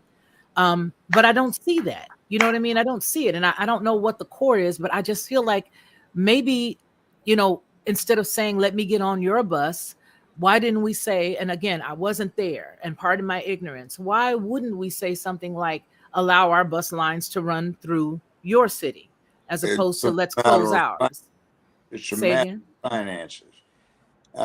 This is not nice, what I'm going to say, but it's partly our fault. If you take any other ethnic group, they have a capacity to engage in collective economic development. We don't. Now, let me give you this proposition. Let's say that if you think about it and you scrimp, you can come up with 10, 15, 20, 25% of your income to maybe put together with your neighbors in economic development. Do we do that? No. No, sir. Well, okay, now, do we take that 10, 15, 20, 25% of our income that sometimes we really can't afford to get up off of? Do we regularly put it somewhere? Other communities, we don't put it No, in a we don't. bank. No, we don't. Mm-mm, Not directly, mm-mm. but where does it No. It goes to a lot of these. Well, when I look at people and how they spend right No, now. no, no, no, no. Let's Hmm. head up, face on with the truth.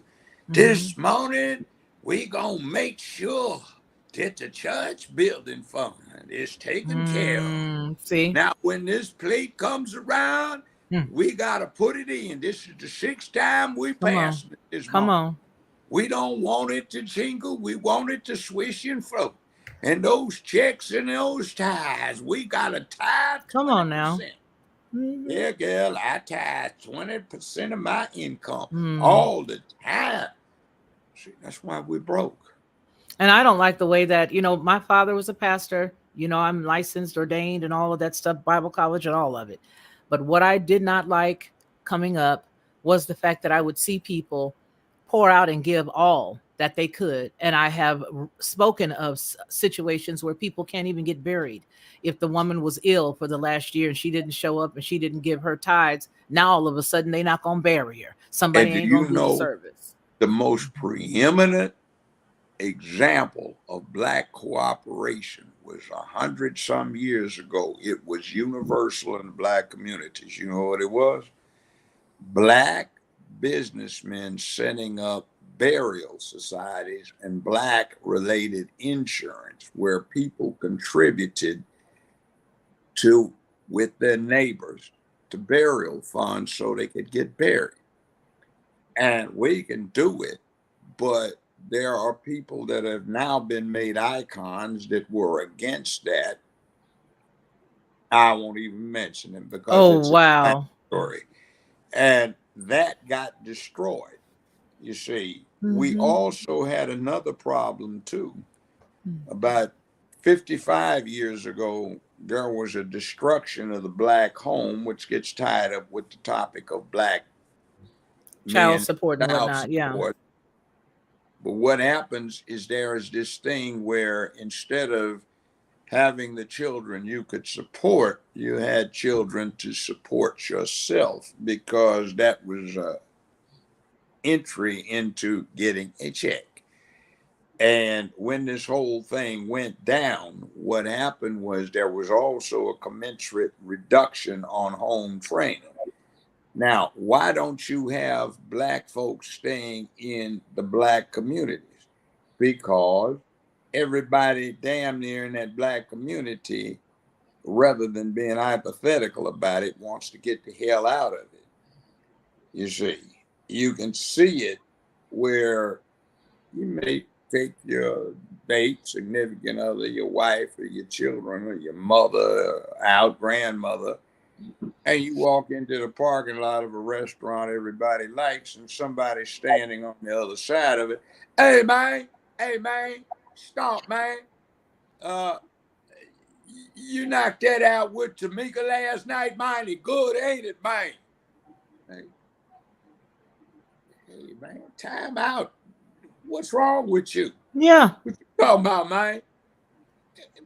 There are women and children around, folks. Don't act like this. You see, so we've got a thing where we have a Black community that in abstract, we talk about we got to help, which we do because we are identified with it. We are a part of it wherever we happen to be. But the actual matter is they've taken the manhood so far out of the hood that the hood acts like a kennel with a pack of wild dogs. Oh, yes. Oh, yes. Instead of acting like men. And then when I say that dogs, I'm being insulting. I like dogs. I have a dog, but I've also been north of the Arctic Circle and other places hunting, and I've watched how wolves have a very strict, ordered society.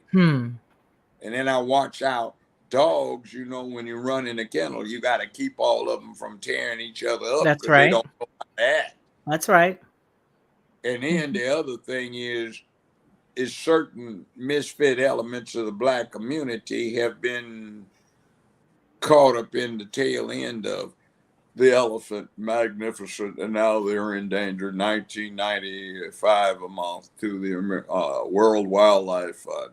Save the polar bears, $19 a month. Save Oscar, poor dog freezing out in the kennel, never knowing love, $19 a month. Send $19 a month to save the Negro Fund. So I got You're question. absolutely right. Yes, go ahead. Yes, you all ask questions. Go ahead. Yeah. Hey, Mr. Judge, right? I'm while you were speaking, I kind of combined both topics together when we talk about child support and the criminal law. Now, when you was talking about the when fathers was moved out the homes and stuff like that, right? Now, when we talk about how men, especially particularly black men, how they operate in the communities, and so when they go in front of a judge, you know, the judge and the jury expect these black men to act like men. Now, to combine it with the child support, how is it you're going to hold a group of men that was raised primarily from females and was raised with a female perspective? Not saying they are GAY, but they was brought up under the feminine foundation. And so when they operate in that form and they get in front of a judge, they get trialed as a man. Okay. For I got elected to 2 8-year terms. I dropped the statewide recidivism rate for felons from 80% to 18% in my courtroom by addressing that. The secret, you get the defendants that have come in front of you that have been found guilty and you have to sentence, or who have pled guilty, which is 97+% of them. Mm-hmm. You cause them to man up. In other words, look, you should have been taught this, but you weren't. So, excuse the language, I'm going to kick your ass if you don't act like a man. But if you act like a man, I'll make sure you get somewhere. And that works. Now, let me tell you, Memphis is an interesting laboratory. We are the largest predominantly black city in America. We just elected a black man who was one of the public defenders in my courtroom for 10 years. But his father was a mentor of mine and one hell of a black man. And the current juvenile court judge, who's over paternity and child support, went through hell as his two sons grew up that he had by two different baby mama types that he tried to take care of, and he knows the mess that goes on. So I have confidence that, and I hear he's been initiating some reforms to try to do something about it. In Memphis, we have a situation where 60% of the criminal court judges are black, but 60% of them are women. They just got elected last August to 8-year terms, but I'm hoping they do better. But the problem is we don't really have any black men on the bench anymore. And that's part of this thing that the Democratic Party has been doing about at all costs, you must have black women in. Now, if you get black women in who are mothers, who understand the family, who don't want to down black men, just like black men who are real black men don't want to down black women, that's fine. But if you get a bunch of them that play that, what is it, Tracy Abrams thing down in Georgia, where their careers are built on downing black men, it doesn't work. So we have to take control of the situations. Now, how can we do that now since they're in 8-year terms? Jury service. 65% of the jury pool is black. And interestingly enough, about half of that 65% is black male because it does reflect the black population dynamics. But I will tell you something from being on the bench. It is something that you have to fight if you're the right kind of judge, because Judge Brown, how do I get out of jury service, man? I ain't got time for that. No, I'm not going to tell you. You need to serve. So since we don't have black men on the bench to tell you, keep your ass in that chair, don't try to answer questions so you'll get knocked off, we have to tell ourselves. So I'm saying it out loud. When you go in there bite the bullet, man, and go on and serve, because we need you to ensure justice, so it's not just us. And that trickles all the way down to everything, from who goes to jail to the influence you have, because these judges, a lot of them weren't good at practicing law. Some of them are wise, some of them aren't, but they like their jobs. It's a lot easier being a judge than a lawyer, Yeah. in one sense, and they want to keep them. And when you start acting like you're going to be part of the voting process, they start, oh, wait a minute, maybe I need to stop dumping on them, and I need to start dispensing justice.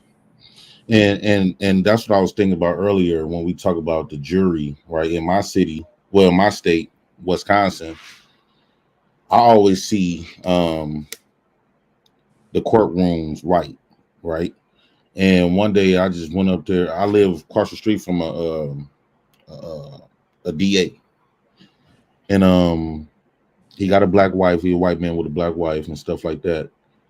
Um, I had asked him.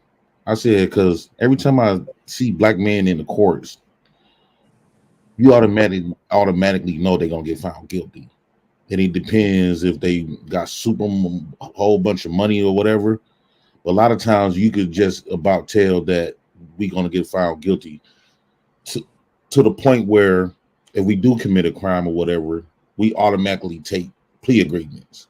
So I had asked this guy, and I said, wonder if a white man commit a crime and he come to court, and everybody in court is black. Everybody from the judges to the jury to the DAs, everybody in there black. What would the outcome would be? He immediately said, "Oh yeah, well, I definitely would get found guilty." I said, "Now, when you correlate with the way the system operates today, do you think that's unfair for us, black men?" Let me say this. For the last 50 years, the stats are that 97+% of all people in American penitentiaries pled guilty. Just a little more than 2% got found guilty. Now, there are some that got found guilty that really shouldn't have, because they had a piss poor jury. But 97+% copped out. And out of that 97%, 84 to 87% confessed. Now, you're in Wisconsin, right? Mm-hmm. Remember Rittenhouse? Yeah. Okay, Rittenhouse had balls. He went to trial. He's still a kid, but he Mm-hmm. went to trial. A whole lot of black folk that I've encountered in my 50 years wouldn't have the nerve to go to trial, and they would cop out. And I plead with clients when I was a defense lawyer, which I haven't been for 35 years, and I'd say, Mm-hmm. man, go to trial, for God's sake. No, man, I don't want to risk this. See, you have to have the balls to step up to the plate and do what you need to do, rather than going along with the system. And we Mm-hmm. hear all this crap about, man, they just put this on me, man. I would, no. See, it used to be so embarrassing to me personally. Gentlemen, are we ready to look at the tape of this purported confession that's the subject of a defense motion to suppress? Yes, sir, Your Honor. Madam Court Reporter, can you be ready you need 10 minutes? You had mentioned you want to go to the ladies' room. Is that enough time? Yes, sir, it is. Well, if you could assemble back in the court's chambers in 10 minutes, we'll all proceed. You get back there, and this guy's out in your courtroom playing OG. Yay, man, I'm down with the call. This is on recess. You can hear him talking. And when we get back there, you see the detective saying, young man, you really need to take a lawyer on this one. I mean, we stop right now. We suggest you get a lawyer. I don't want no lawyer. I just want to talk to my mama. Well, sir, is your mother an attorney? No, man. I just want to talk to you. Well, sir, you're not entitled to talk to your mama. And I watched this guy go through a half box of Kleenex, cleaning the snot off his face and the tears off his eyes, and he's fingered everybody that the detectives had been looking for as an accessory or an accomplice to some armed robbery or something. And I go back in the courtroom, yeah, ma'am, and no. And I'd sit there and purport, I would do it the correct way, but I'd embarrass him. And I'm saying, oh, by the way, take so and so, so and so, and so and so in custody. It appears that since they have announced as witnesses previously on bond hearings, when the court recorded that, they are named by this defendant during his confession as the missing accomplices. So take them into custody, set no bond. And there's a lot of mythology out there. I've had clients that I had when I was a defense lawyer. Wait a minute, I thought you said you weren't there. Well, this dude lied. See, he had to be. Well, how do you know he? Well, see, he was trying to light up a cigarette under the street lamp, and I'm behind the dumpster. I saw. I thought you weren't there. Well, see, I wasn't there because he couldn't see me. Well, he ID'd you. He even gave the police your mama's address where you were staying. But see, he was lying because he was trying to light a cigarette and talk to this woman. But how would you know that if you were not there? Well, see, I was there, but I wasn't there because he couldn't see me. I see what you're saying, Judge. There's stories and there's stories, and the reality is everybody needs to get into understanding how the system works. And if you don't want to become part of how the system works, then they can use it against you because it's convenient. It also serves another function, and I'll say this and shut up for a while. The criminal justice ain't about justice for anybody. Do you know what it is now? It controls surplus labor. There are not enough jobs to go around with modern technology, and America is the only industrialized country in the world that doesn't have a plan. We leave it to free enterprise, and free enterprise is about business. And when you got a commodity glut, which is what labor is, just like wheat or cotton or whatever, there are three things you do. Cut back production, subsidize the producer, store the surplus. Surplus stored in the jail cell, the subsidies the check, and cutting back of production is all of the foolishness that becomes ideation in a young kid's head and all the stupid ways of behaving that wind up making him unemployable, etc., or her unemployable. You gangsterize your neighborhood, it becomes a center of chaos rather than productivity, so they can't exercise cohesive political control, and they get that felony and they get warehoused. I know people say in the 13th Amendment because it lets them use slave labor. They don't want your labor. That's just so idle minds mischief make. Yeah. So, come into play. So they want you out of the labor market. So get that in order. And at least you know what you're doing when you listen to a politician. If they don't want to talk about it, never heard of it, don't understand it, or try to hide it.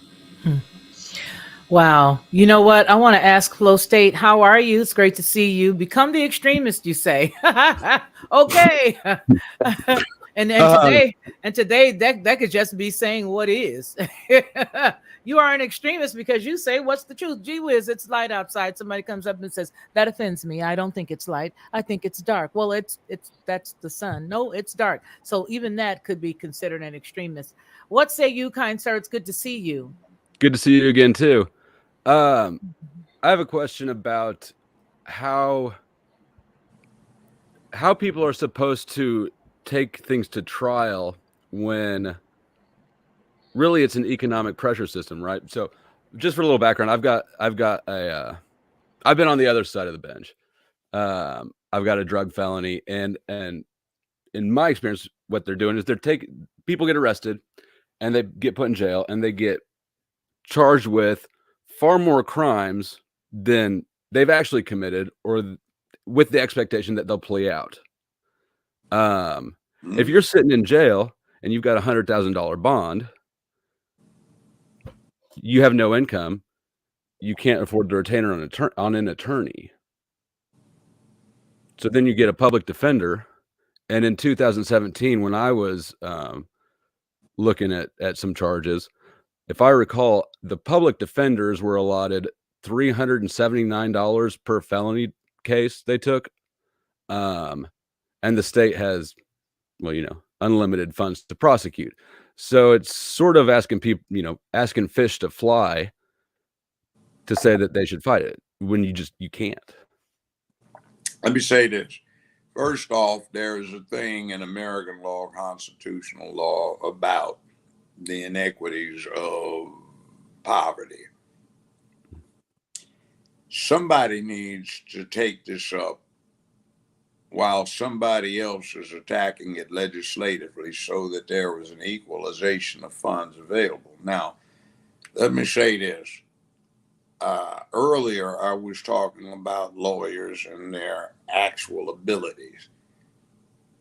Some of those that people think are great lawyers are not. They're just running businesses effectively.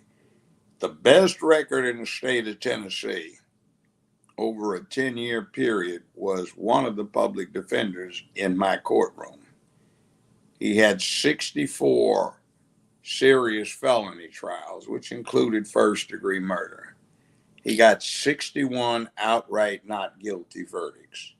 He got a mistrial on a first-degree murder case that became one of the 61 not guilty verdicts. And of the remaining 2 cases, he got 2 guilty verdicts for the lesser included misdemeanors that carried a maximum of 1129 in jail, rather than the 10 years that the state offered his defendants. So they already served their time. So he won all 64 jury trials in 10 years. I have had people tell me about this, that, and the other defense lawyers that have a good rep because they charge a lot. They didn't have good records in front of the juries or the courts. Now, the thing that we did, which is we had some very much engaged, we had a very engaged group of Black lawyers and judges who became judges, and some white lawyers and judges too, and some elected officials, but this has been a long time ago, that got it through the legislative bodies that it isn't right when there is a lack of economic wherewithal when it comes to defending. You see, in a place, for example, like Tennessee, not only do you have hoods, you have trailer parks, and you have David Crockett country in East Tennessee, where you have all these mountains and you have all of the poor whites. So it became of interest for everybody to say, wait a minute, a lot of people we know need to be given the opportunity to get fair representation. So nowadays, if you go in and you are voir diring a jury, even 20 some years ago when I retired from the bench, if you said, ladies and gentlemen, before we even get into the box, is there anyone in here who has personally been involved with the law? Hold your hand up. Anybody in here who's had a close relative, child, niece, nephew, grandchild involved with the law? Hold your hand up. Anybody in here who has a friend, neighbor, or co-worker who's been involved in the law? You got 100 people out there waiting to get called into the box, 75 people, whatever it is, and you don't have but 2 or 3 people who don't have their hands up.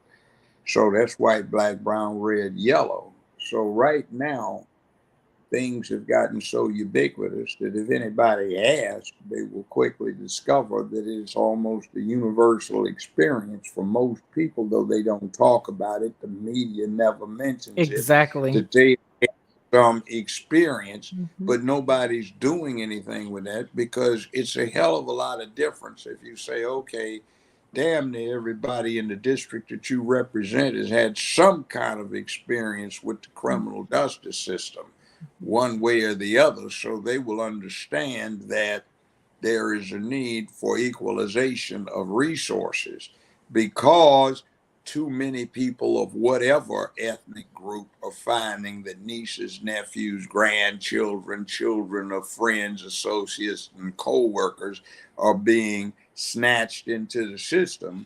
And it gets to the point where nobody knows what to do about it. So provide some guidance. You see, we were talking, our host and I were talking about it earlier. There's some people who have this big rep about being dynamite and this kind of thing.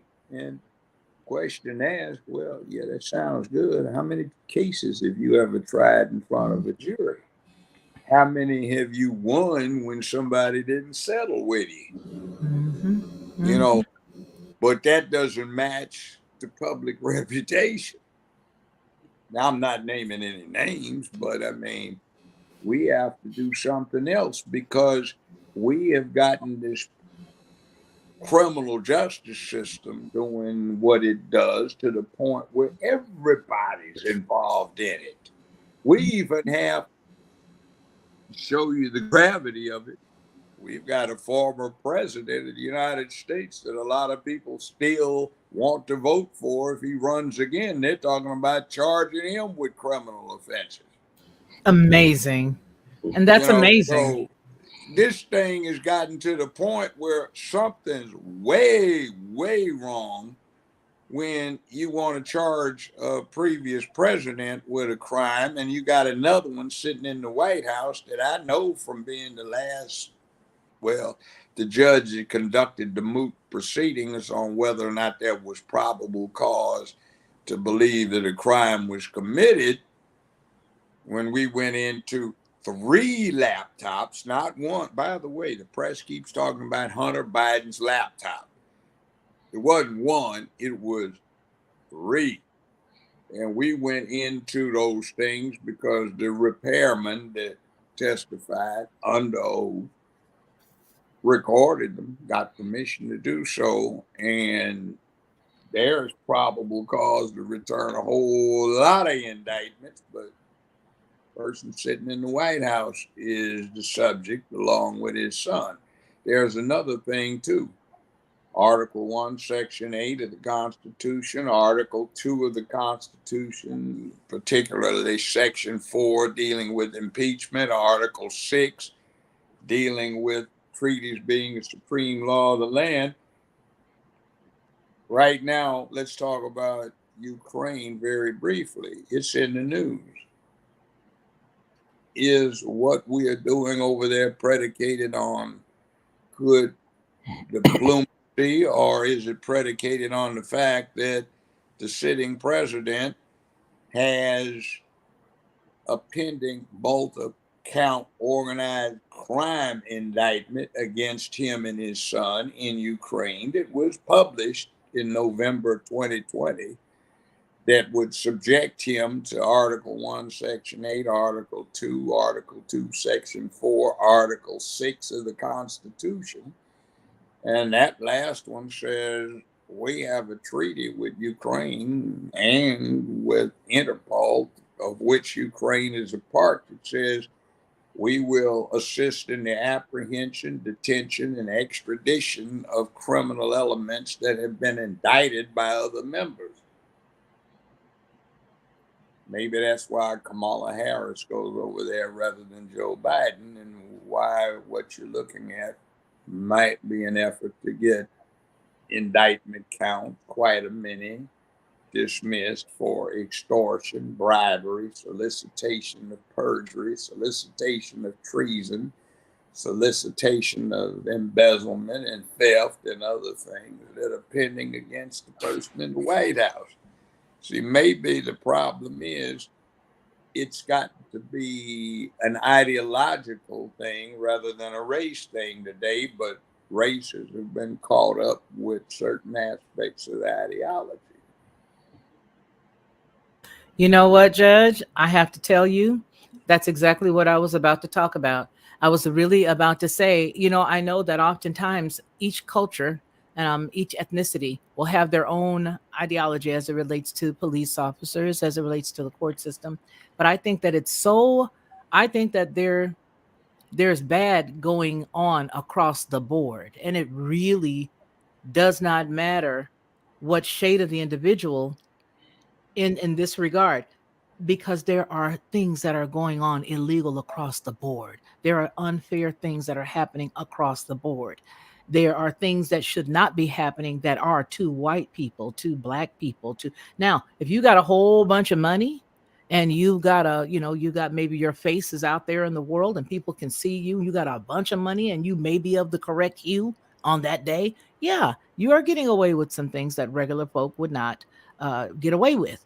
And as it relates to the seated president, that is what I meant earlier when I was saying, why do I know all of these things? How do I know that Hillary had somebody go and that, give up the yellow cake uranium right there on the tarmac, who absolutely ended up being the person that was dealing with the former president at one point, who was supposed to oversee the investigation and all that other stuff. So for me, when I see those kinds of illegal, almost like mafia type, the mafia type behavior, I just say that there's an old rap song, and I forgot where he may have gotten it from, but it was from the oh gee whiz, Arrested Development. No, not them. It was one of these cats, and they said there is no justice, it's just us.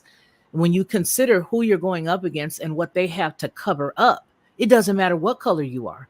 If somebody's up for reelection and they happen to be in the district attorney's office, like Kamala Harris, you're gonna have that incident where what went on in California went on.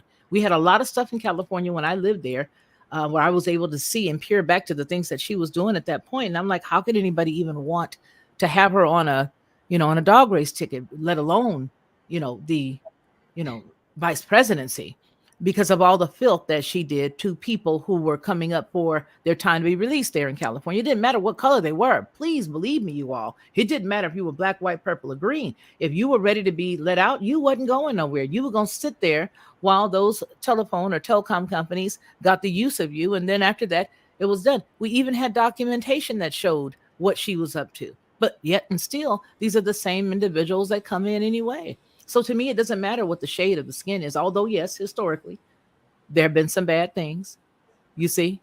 You But touched the point. mhm, Telecommunications company, mhm, 1994-95, when I was over the grand jury as a mhm, supervising judge, I had mhm, them analyze this. mhm. A private company that operated the telecommunications facilities, the communications, had a net profit the first year of, get this, $94 million, and the second year a net profit of $122 million, providing communications. Now, Mr. Extremist, you've served your time. You're supposed to be rehabilitated. You paid your punishment. You paid your dues. They're supposed to not do you wrong. I'm also going to, let's go back to Trump again. He's supposed to be a billionaire. It's a problem now of not you are so much protected if you are wealthy as it is if you are on code, you get Yes. protected. And when you go off, you get jacked.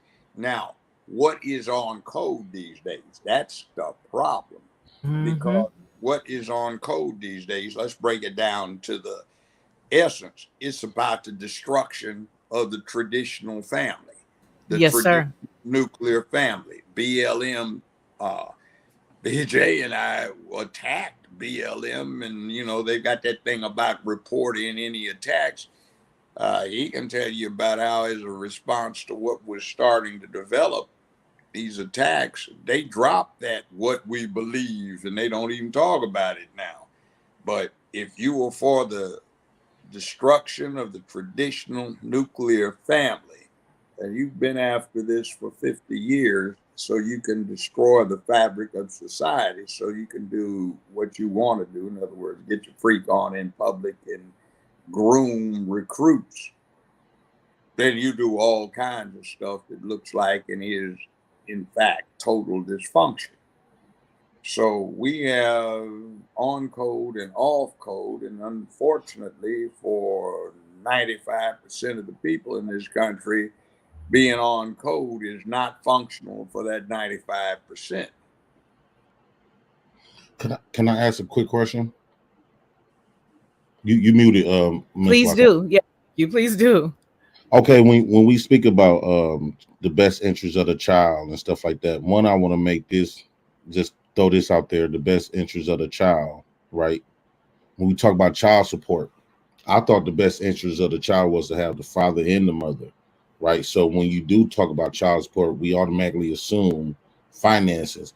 Like for an example, when you talk about daycare expenses and stuff like that of that nature, instead of making the father pay out his money for daycare expenses, why not give the father those hours that the mom worked? That's one. And when you spoke about something earlier, when you said the industrials, when you get free labor in prisons, so to correlate back with the child support system, by them removing the fathers, which drive these kids to be chaotic, which leaves them in jail. Jay Prince, I think it's important. I don't mean to cut you off, but I think it's important for you to share your background as it relates to being a father.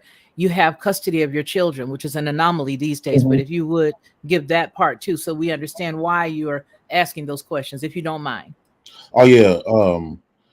First off, I want to start off by saying I didn't know I had a child until I was 31, 32. Um, my child, when I found out about her on Facebook, actually, she was 3.5. I met her in person on her fourth birthday.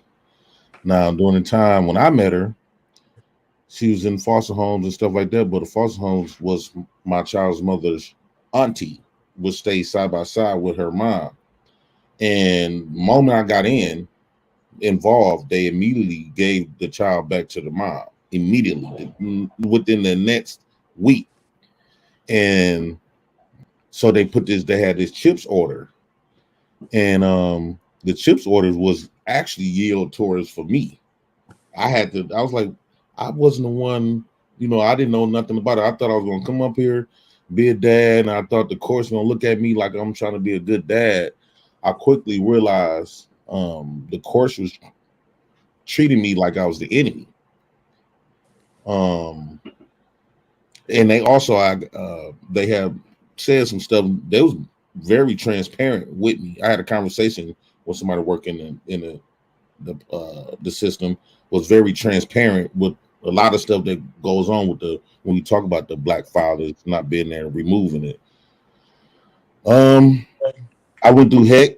I went through a lot of crap, but I kept fighting and I kept fighting. I didn't have no money or nothing like that to find lawyers and stuff like that. So what ended up happening, my child's mother ended up giving me my daughter. And same with the my youngest child. My youngest child, she's 2. She ended up, giving me my daughter. I guess nowadays the younger women, they not about staying in no house and raising no kids. So I think I got kind of lucky.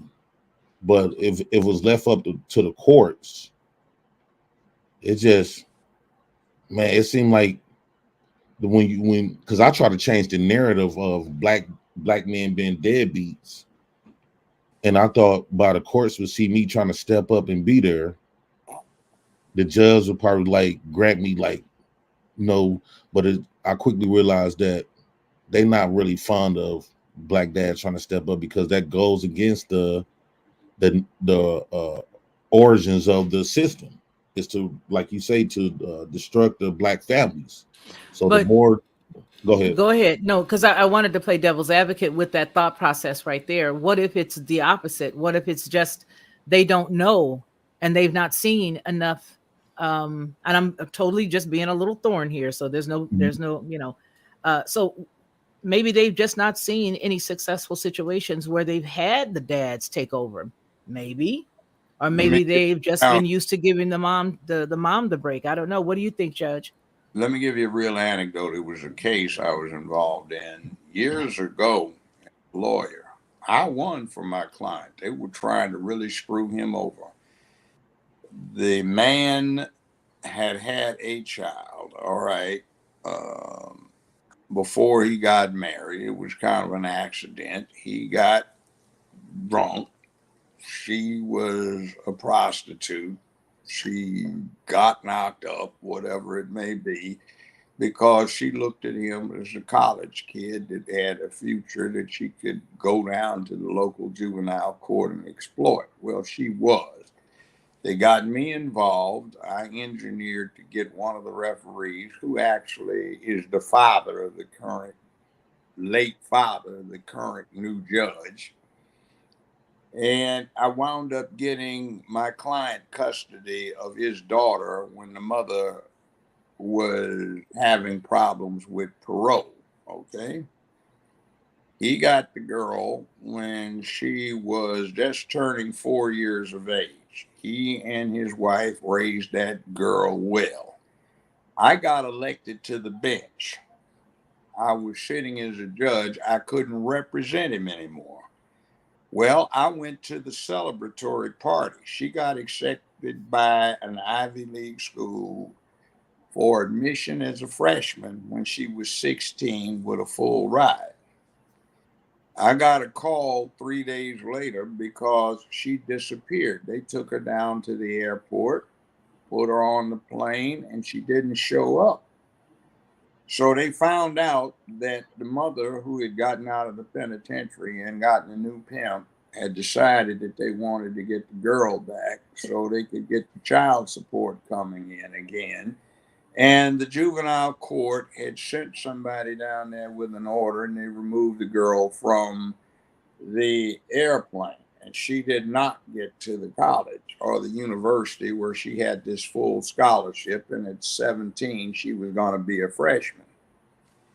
Well, to make it even more tragic, these clowns at this criminal juvenile court we had gave the mother the custody. The father, who had been doing all of these great things, wound up looking at a situation I could do nothing about since I was a judge at the time, where the girl now had to complete the 12th grade rather than having that excused in her full college course credits for being a 17-year-old freshman. We're going 16-year-old freshman. We're going to go toward getting a diploma, and she'd get a Ivy League undergrad degree. Well, she had to do the 12th grade in the local school. Well, what happened is the pimp, girl boyfriend of the mother, raped her, got her pregnant.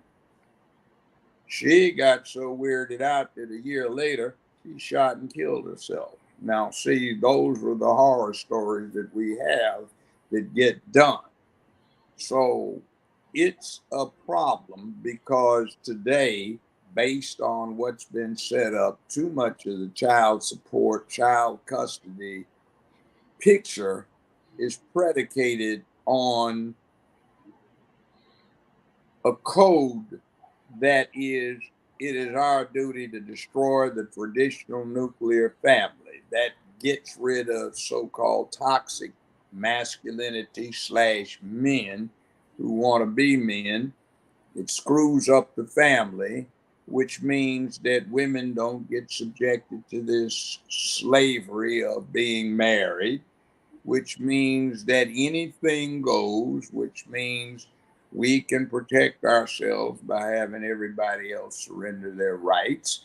And we can have Big Brother jumping in to protect ourselves. And that goes along with what I picked up when I found the article again about why we support the removal of our rights and freedom for security. And there's a whole big thing in there. And a lot of it goes with, we have a peculiar thing we're trying to accomplish that's way outside of what's acceptable.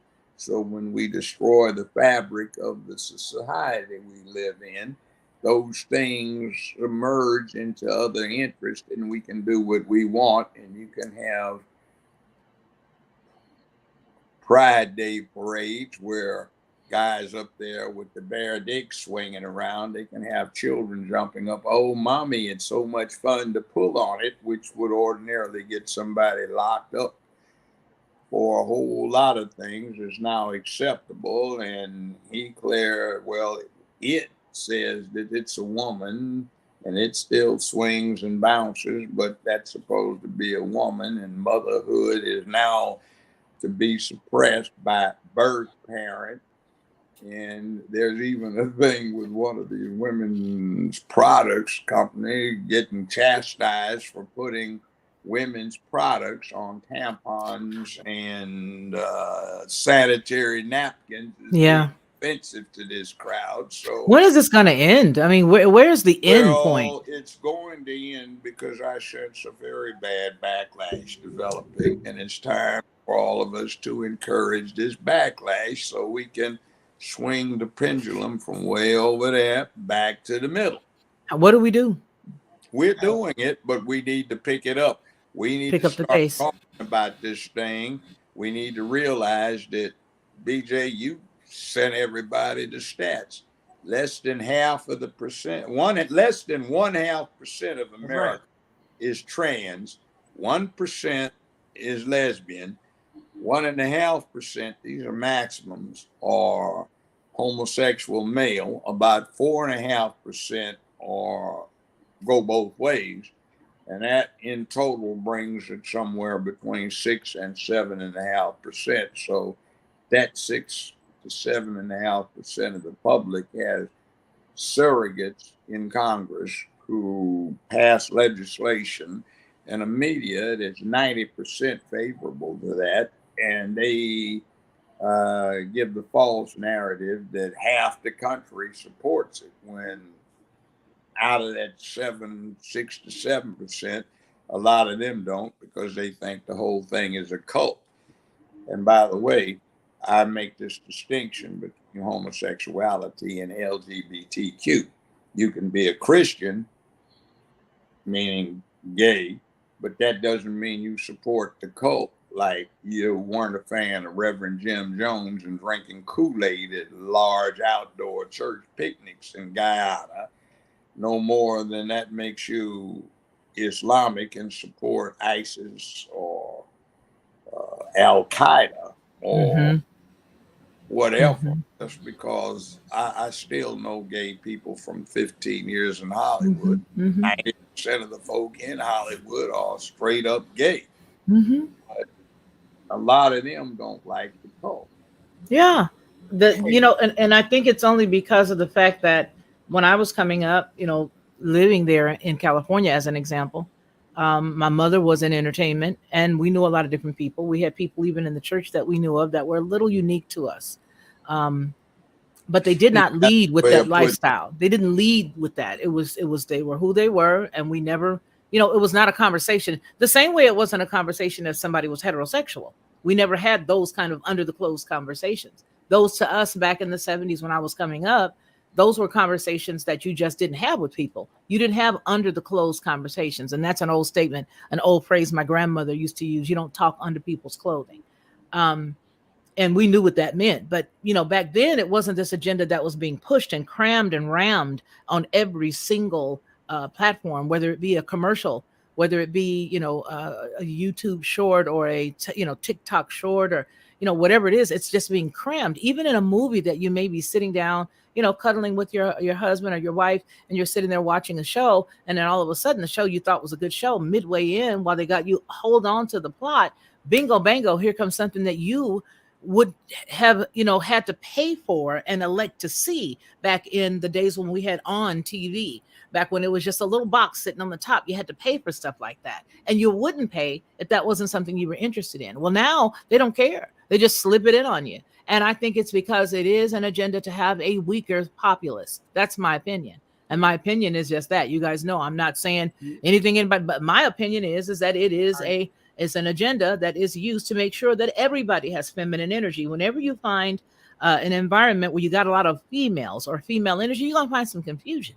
I'm one of those women who believe, I don't want a female boss. I don't want a female president. I know how we are. One day we up, one day we down. One day we like it, next day you're meh. We are moved by our emotions. That's the reason why I believe the left brain, and this is me personally. For those of you who may get upset, go ahead on, Better like it than leave it, love it and lump it, whatever. I believe that men should have specific positions and that men should be in leadership in specific positions. And I believe that men should have rulership in their homes and in their households so that their children grow up understanding what the essence of man is and what the positioning of woman is. It's not to say that we can't go to school and that we can't get degrees and we can't do X, Y, or Z. But if anything takes you away from your original gig, moms, that is not for you at that moment. If having a gig, a job outside your household, which is your original gig, prevents you from being there for your husband and your children, then I submit you need to do something else. And and the reason why I say that is because you guys already know here on the channel that follow, you already know how I am. When my children were little, I was not able to do a lot of things because I was raising my children and that was my job. And I made sure that my children were not around certain things. Now, it's not to say that when they became an adult, they didn't start peeking and tipping and seeing what was out there in the world. Well, that's between them and the world and them, the world, and the doggone lamppost. But while they were in my care, I made sure that I was there. The problem right now is the same thing Judge just mentioned. When you consider people destroying the nuclear family, it is an attack to get the father away from the mother, to get the mother away from the children. Here's the deal. I want to ask you guys before we close, and anybody can chime in, Judge, Flow State, anybody. Wait. Young men, get the hell out the way. Woman, are you still in the dating game? Hell, I'm single. Damn. Oh, Hey. hell Good yes. one, Judge. Oh, hell yes. You know what I'm saying? It's just, the deal is that it's. I ain't heard that in a long. Somebody read. Whoa, yes. I feel that. I feel that the problem is that it's the problem is that we have wanted so desperately to be everything, and you can't be everything. See, feminism tells a woman she can do everything, she can be everything, she can put on the cape, she can be Almighty Isis one day, and the next day, she can be Ishtar, she can be whatever, she can be the Queen of Sheba, she can be all of those things. But the truth is that if you want to do something effectively, you got to do one gig at a time. Okay. And if it's raising your kids, baby, that's your gig. Sit down someplace and take care of them. I used to have to budget. My kids were talking the other day, and they literally remember when I was married to their dad, I used to have an actual calendar, and I would write all the meals down. But first, that calendar came from a grocery list. This is the truth. I took the grocery list and I divided. Okay, if I get spaghetti on this day, if I can make, meatloaf on this day, if I make it a brown sauce, then it can be this the next day. If I make it a red sauce meatloaf, then we're going to have spaghetti. I had to stretch that little tiny bill that we had. I had a allotment of $60 a week. And a lot of people say, well, that was back in the day. Here's the deal. You can do it and you can raise your family and you can run your household if you run it like it is a small business. You're so desperate to go out there and be under the leadership of another man. Why not be under the leadership of your spouse and take care of your home and run that like an office manager? Because that's what I did. I would take the grocery list, turn that into the meal plan. It was an actual I took an actual magnet and stuck the month on the refrigerator. So you knew, we're having chicken on this night, roast chicken. And then the next day, what you see, chicken pot pie. If there's any chicken left over, it's going to be a fresh chicken pot pie. Why? Because you have to learn how to stretch. But I don't believe that a lot of people these days actually want to do the work. They want to be somebody else. Have you ever been in an environment where nobody is doing their job and you walk in and you're scratching your head and stuff doesn't look right? You've got two different people doing the same gig. If somebody is out of order, and I submit that if the female would just get in place and do her gig, do what she's supposed to do, a whole lot of folks would find that they're able to do this and do it well. So as far as taking the authority, we don't need to watch these commercials. We don't need to let our children watch this stuff. We don't need to be, look, we just had the cat was over the energy department. He's running around still in clothing. And you want to tell me this is a normal mind? That this is a healthy brain? He's still in women's clothing, for God's sake, out of luggage that he zapped. He zapped the luggage and then he's rocking it on a commercial, on these clips and news articles. And now they're saying, hey, wait a minute, I designed that. An African woman, I designed that. Another lady, I designed that. That's mine. So these are the individuals who are now being listened to as far as what is great. Back in the day, you saw Colin Powell. Black boys said, all right, I could be like Colin Powell. Right now, what do you got? What do you got? I tell you what you got. You got Dwayne Wade and family. Anyway, Woo! somebody want to Whoa! join in? Somebody else want to join in? Whoa! Say something right Yeah. quick. I want to say something right quick. Go Shout out to ahead. Miss Lockhart. Let me say something right quick. Look, first I want to thank Felicia for bringing me on. I was actually shocked when you sent me the thing because I just got back in town. And I said, let me get home and so I can get on here just for a little bit. Like I said, I've been gone all weekend. I drove over 1,300 miles. So, and I got to go to the store and do a couple things. It's all good. Give us what you got. Come on. But I want to say that all these points and this chat you got, they've been on fire. Even the guy is a Unity Time broadcast. Everybody's been on fire. Judge, you've been smoking. Jay Prince, President, Flow State. You even put some good comments in the chat, and actually you got a lot of great points. Felicia, Lockout Perspective, Headlines of the Voice. You got so many things going on, but that was the best. I'm not even calling it a soliloquy. I'm just gonna say it's a statement you made. But they say people perish lack of knowledge, and when they don't even know, because you said the feminism, but if you watched on March 8th, Jill Biden brought an Australian person in the White House that was a trainee for what Women's Day. So this is about women like you, because I was talking to the guy the other day, Men's Day, Women's Day. I told him it's all BS anyway, because you're a man 365, you're a woman 365. No need for all these celebrated days. That's what you are. You ain't gonna change what you came out. But I just want to say that this was excellent and great. I'm gonna probably listen to the rest on the way I gotta go, and I might even send something in the chat. But I want to thank y'all for having me on with y'all, and y'all take y'all time. Thank you so much. Right, Flow King. State, I want to hear what you got to say. Tell us what you have to say in closing. All right. So kind of back to the earlier you had mentioned that inmates are surplus labor, and they're removing surplus labor from the job market to a large extent. In addition to being a felon, I also have a degree in economics, and from having been in the system and looking at how white people and black people and Hispanics, how everybody played through the system in their cases, it became very apparent to me that it was really everything was about economics.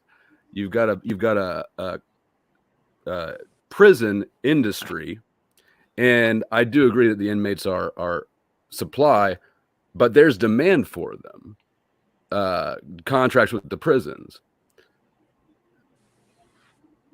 I think that's labor niches that are unfilled. See, and it's got to do with a lot of people don't want to fill them. I can get kids jobs all around. Look, they're trying to hire. I ain't gonna do that, So, well, I mean, there's the product, I guess, is what I'm saying. The value in an inmate is not the McDonald's uniform they stitch together. It's the Fed money going to the state to pay to the prison, right? Yeah, that's the thing. Yeah. See, there's a $1 trillion hydro industry that essentially deals with supervision, transportation, communication, housing, and things that go around this way. Like back on that grand jury thing, just at the pretrial detention facility area, somebody netted $1.25 million netted just selling toilet paper. For the whole system, it was $3.25 million net for toilet paper to the local correctional institutions around here. $6.8 million on selling cooking oil to the various institutions. That was the net. So it's big money doing stuff like that. Huge money. And I guess that was my observation, and I'll just throw out what I saw and let you push back where you think it's wrong. Okay, then, so I guess back to put it back on the race thing, and I guess it's easy to dismiss this or perspective because I'm a white guy, but I didn't really see that race was the factor at all. It was economic, and so that it did play out racially, but it looked to me like the race thing was almost a distraction. away from the fact that defendants are a product. And if there's not enough crime, well, cops aren't just going to resign. They're not being incentivized to stop crime. They're get it off the street and into the courtroom. This system needs to be fed. I don't know how you would be able to unwind that if young men are not. I mean, it doesn't seem like anybody's being told accurately what the system is. By the way, that's one of the things I did do. I was one of the only judge in the United States of America that required every somebody he set a bond for or put on probation or suspended remainder of sentence for to come to his counseling sessions. We would lock the doors. I would be dressed like this. We'd cuss and we'd talk about reality. Interestingly enough, I won't go into the details, but let's just say that sometimes somebody who was impressed by this man up thing would send some of his people who were made men for a certain mythological organization, and it taught manhood. Man, are you real? So, yeah, got to talk about this. About your responsibility to the women and children where you live, rather than sitting there being their worst enemy. You have to be their best friend. They're civilians. We protect civilians. We fight wars with ourselves. I'm a soldier, other folk are soldiers. We do our thing, but we have to protect children. I've been privy to conversations with them. Luigi, you got to talk to these youth about this kind of stuff. We can't have this criminality just running wild. Something's got to be done to stop it. So, yeah, see, but I mean, Jesse James never forgot how to be a man. He might have been a crook, but amongst the people he viewed as being the people he was part of, they loved him. But this thing now, they have so destroyed what is out there that if you have no functional home, no father in the home, there's no father in the hood either. If dad is missing and mama doesn't understand, there's nothing outside of that home trying to teach him how to be a man. Duty, honor, obligation, responsibility, accountability. Where you live is supposed to be a better, safer, more secure place filled with economic prosperity. You become a man of public peace, dignity, and order who can be brave and courageous when necessary, but otherwise a man of peace. And a lot of crimes they have now, they don't necessarily impact public peace, dignity, and order. They've got administrative components that screw with the program of ripping up the social fabric, and they get approved of, like guns. Okay, Second Amendment. Wow, that's important. That ensures all the rest of the rights.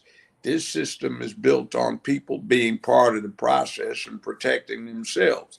You want to take guns away and you start saying we need to close down on this and the good citizens need to be deprived, when the crooks aren't buying guns from a damn gun store or gun show. The guns are coming in with the shipments of dope. Cases or crates of guns come in with the tons of controlled substances that the war on drugs can't stop. But nobody wants to talk about that.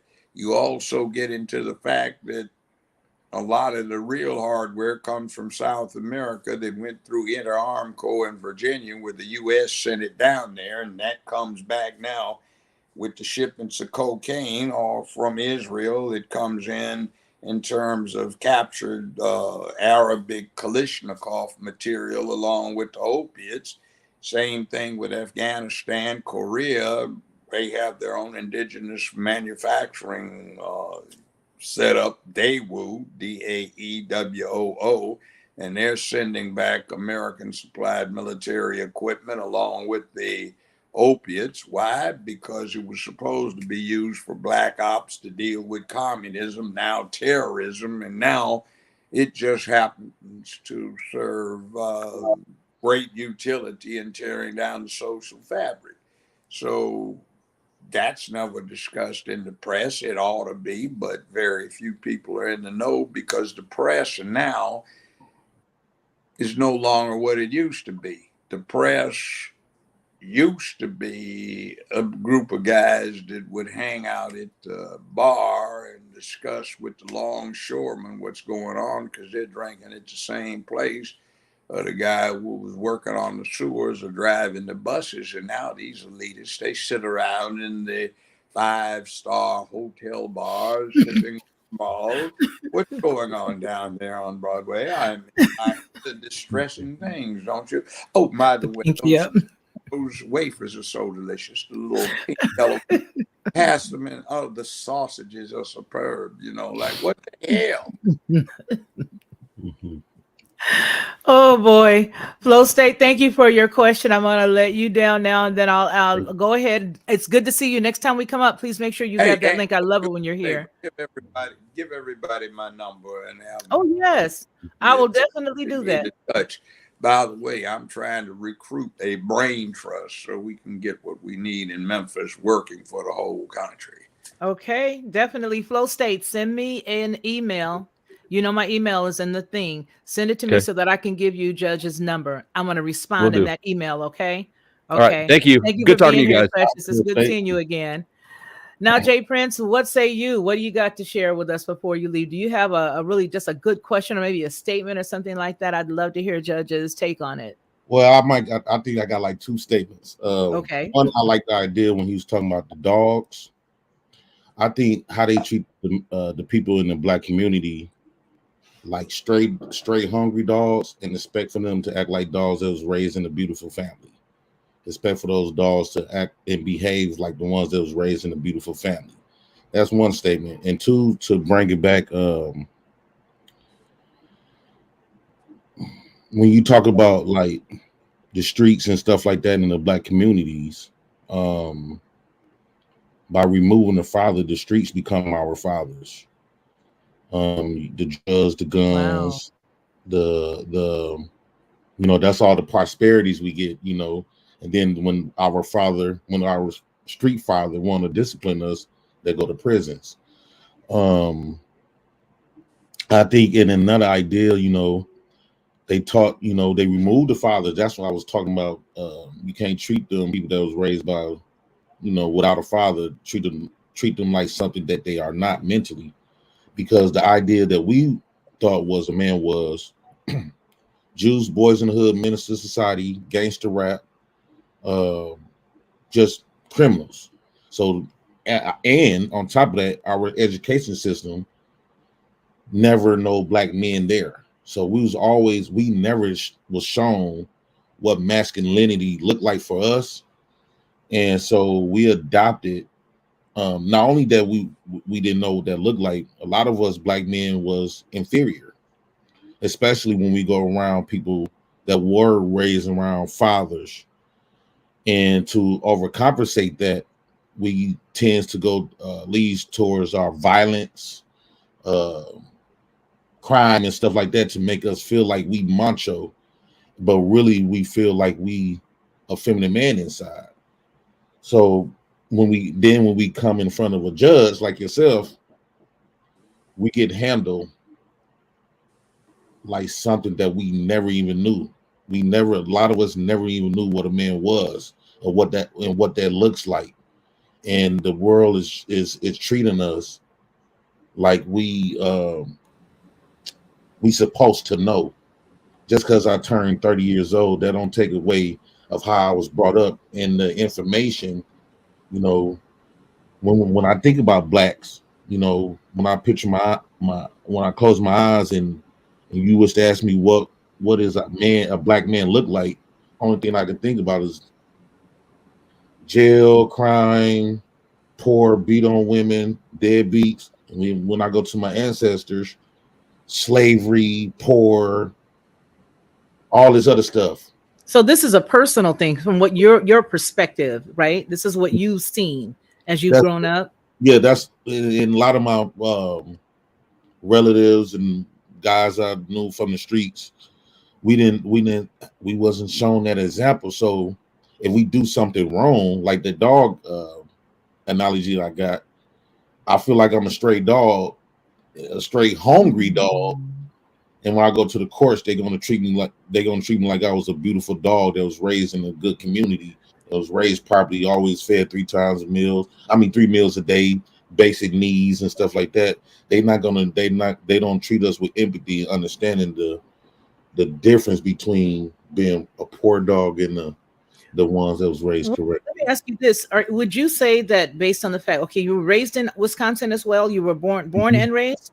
You're born and raised in Milwaukee. Yeah. Okay, Milwaukee. Okay, so you're born and raised in Milwaukee, and to you, do you see more of the people who look like you all concentrated in one area, or are they all spread out? They're all concentrated in one area. Yeah, it is. It's like Milwaukee's like full with blacks. It's very segregated. Like Okay, okay. northeast and west side is all blacks. South side is Mexicans, Puerto Ricans. The outskirts is the whites. See, now let me tell you something. That bit of knowledge, I think, helps the viewer as well as myself really understand where you're coming from. Because, see, being raised in Los Angeles, which is a huge county, I went to school with, Filipino, with Samoans, with, Hispanics, with black, with white when I was coming up. And then the same with my children after I raised them there for a portion of time. Then I homeschooled them. But with that said, it does give me some insight on your perspective. Had I not, put that together, I would have felt, gee whiz, everything is based on race. Well, what you're telling me is you've been encapsulated by those who look like you, and this is what you've seen as you've grown up. And it's very, very good to mention the fact that you have turned yourself and your life around. Mhm, That's one of the reasons why I allow us to be in the same space, mhm, because if I'm dealing with people, they have to be ready to move and grow, or they have to be growing. And that is what I've seen from you, that you had some stuff in your life in your past. Now mhm, you're an entrepreneur, you have your children that you're taking care of, you love your daughters, you love your kids. And I'm surprised we haven't seen one's hair pop up in the screen here, because you would never think that, with based on your life and the things that you've gone through, you would never think that there'd be that tender side, right? But mhm, the one thing I admire is the fact that you've lived that life, you've seen what it has done. I've heard you audibly say that's a life you're never going to go back to, and that mhm, you will never be taken away from your kids. So that's important, and thank you for sharing that little bit as far as the fact that you were raised around mostly blacks. Now, mhm. you didn't have the mom and dad setup like everybody else does either, I right? did. Like two parents in the house. No, my mom died when I was 10, and my dad he kind of gave up, which I understand. Like when you a father just trying to be there and everybody fighting you, sometimes it'll make you say, "Well, forget it." And all I would just want to close with this. Um, I just think that when we talk about the justice system and stuff like that, I wish they would give us, particularly black men and black boys, lessons on how to be a man first before they just throw us away in dungeons or delete us on the streets. Because this law of ignorance of the law is no excuse. That's ridiculous. Like you can't hold me accountable for something that I don't know. From what I was taught, this is what a man is. Going around beat up the biggest man. Hmm. Thank you for sharing that with us, Jay Prince. Judge, do you have anything to add with what he shared? I'm going to Young give you man, his number. Go ahead, sir. young man, that's profound insight. Sometimes I have had to lecture people for the longest to get them to see it. You saw it right away. That's impressive. Uh, that is the key to success. You have to let people know what manhood looks like and impress them that you are a man if you're trying to tell them to survive the tests that are rightfully thrown your way to see if you can survive.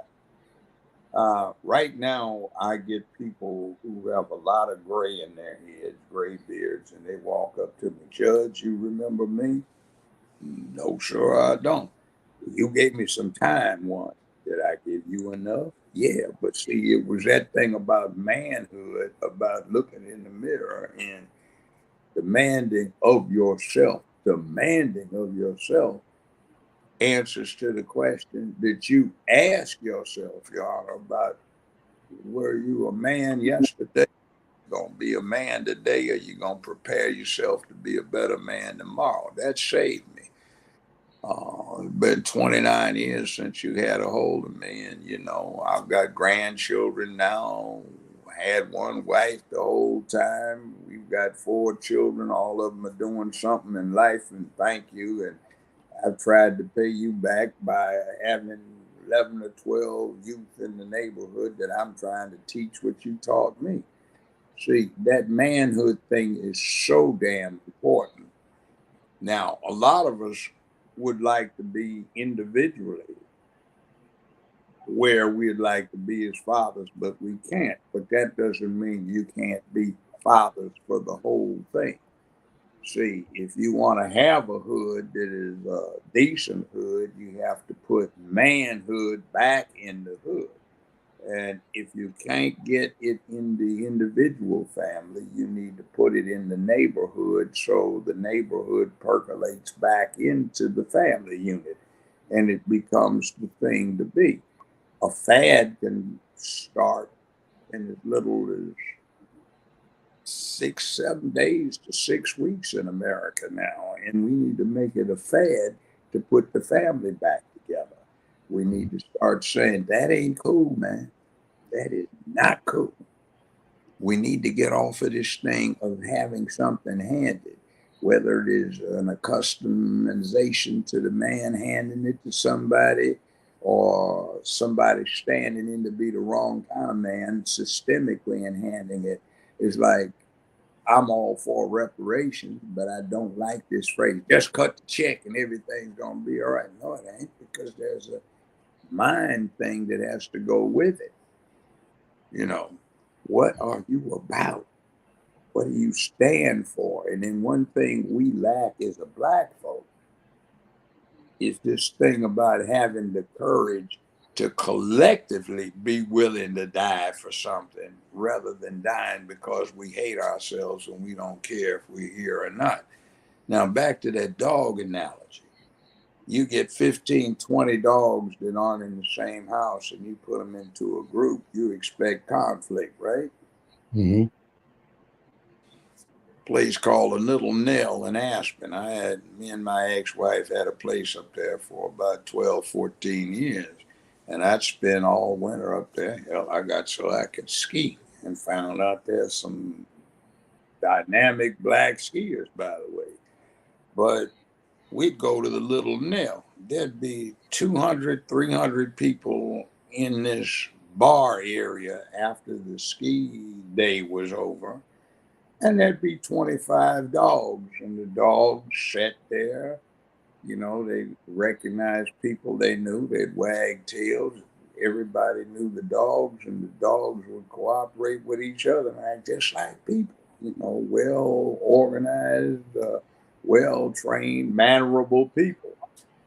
And I'm looking at your typical dog who does not get dog home training, whereas the wolf ancestor did dog home training or canine home training and knows how to act. We don't know how to act because nobody's teaching us.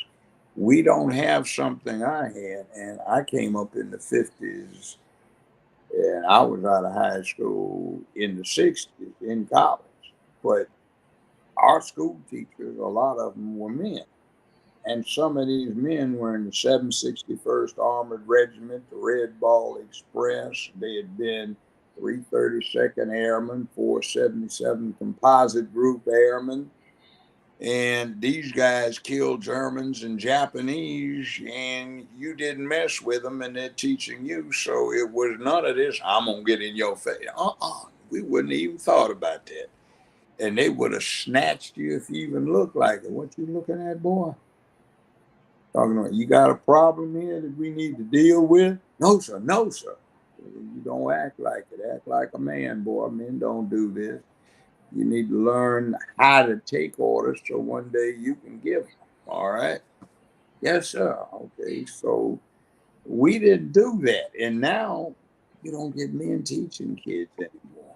You cut them out. I mean, around here we start teachers at 28 to 32,000 a year. That's poverty wages. What the devil's going on? No retirement benefits. So why is it society has de-emphasized manhood? Our community is one of many that no longer appreciates manhood, but we think it's white supremacy. So we don't look at it in terms of what can we do about it. It's like it's being imposed on us, but it's being imposed on everybody. And guess what? Yeah. It's the first time in the entirety of American history where everybody, white, black, brown, red, yellow, now has a common cause, which is to fight for the reimposition of the traditional nuclear family as the ideal goal, not as something bad to be destroyed. So, no matter what your ethnicity, you now have a common cause. And if you deal with human nature, when a group has a common cause, they tend to overlook, forget, or deal with resolving their differences, and they come together. We have a common enemy, those people who are trying to destroy the traditional nuclear family, which is the fundamental root of all things that are human. And if we unify to put that back together, at least for that purpose, the rest of it will fall in place. Now, we do have the residuum. We do have white supremacy to an extent, but that's just a form of human xenophobia, which is fear of, resentment of, or dislike of the different.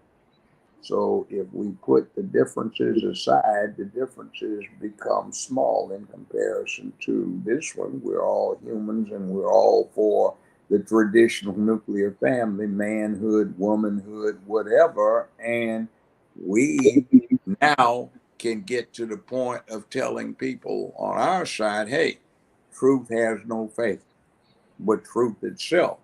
So just because one of your people didn't come up with it doesn't mean that you have to reject it, even in the military sense, even on the national sense. We spend a lot of money on espionage trying to find out what the other side is up to so we can co opt it, hit it off, use it, or be aware of it in doing what we do. So we have been fed a bill of goods for 50 years that ramps up the actual effects, evil as they are, of racism, so that we don't look at the real picture, which is we want manhood to be declared toxic. We want marriage to be declared a form of slavery. We look at black men as the physical manifestation physically of masculinity and destroy them as a prototype for the destruction of manhood in general throughout the society. We want our ways to promote that little sissified son that's at home, so it becomes the pop thing for black children to emulate in terms of attitudes toward manhood. It's really sick. How long do us black men got to continue to go through this? How many more deaths? I'm up on that was over some years ago. We just need to realize it and start Yes, that's exactly right. I'm going to say this because I know that, and again, I get it. I understand where you were raised, it's totally different than it is in other people's areas. But here's what I want to tell you. And I always consider when we make ourselves a committee of one, you begin to see that once you decide what you choose to believe based on what you see, that's when stuff starts to change. I generally, when I walk into a building and, people will look at me I know people who would say, "What are they looking at me for? Is it because I'm black? They don't want me in here." I don't think like that. When I walk into some place, I'm thinking, "Gee, I wonder does this skirt look okay? Or does this top look okay?" And then there have been times where people walk up to me and ask me, "Hey, are you Felicia Lockhart?" So I think it's this. When we change this in our perception of what people think around us, or if you just take what people think and put it on a back burner and just walk with the dignity that you've earned, you don't have to worry about what other people think or say about you. It's a totally different thing if somebody's in your face and they're giving you angst or grief. But you can choose how you deal with the environment that you walk into. You can choose what you think a person thinks of you. You can choose, trust me, you can, because I've worked in environments where people looked at me like, wait a minute, she's the new such and such, she's the new director. They weren't expecting me to be the director, whether it was because they thought somebody else had gotten the job, or if they thought somebody else, within the company was going to do it. They didn't expect me. So all I do is live up to the greatest expectation that I have of myself when I go in those environments. If I go somewhere and somebody's not used to seeing me, or a black human resources director over a whole entire area, I know it's because they're not used to that.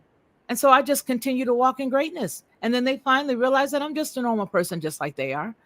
Hey, you guys want to go to lunch? Let's all go to lunch.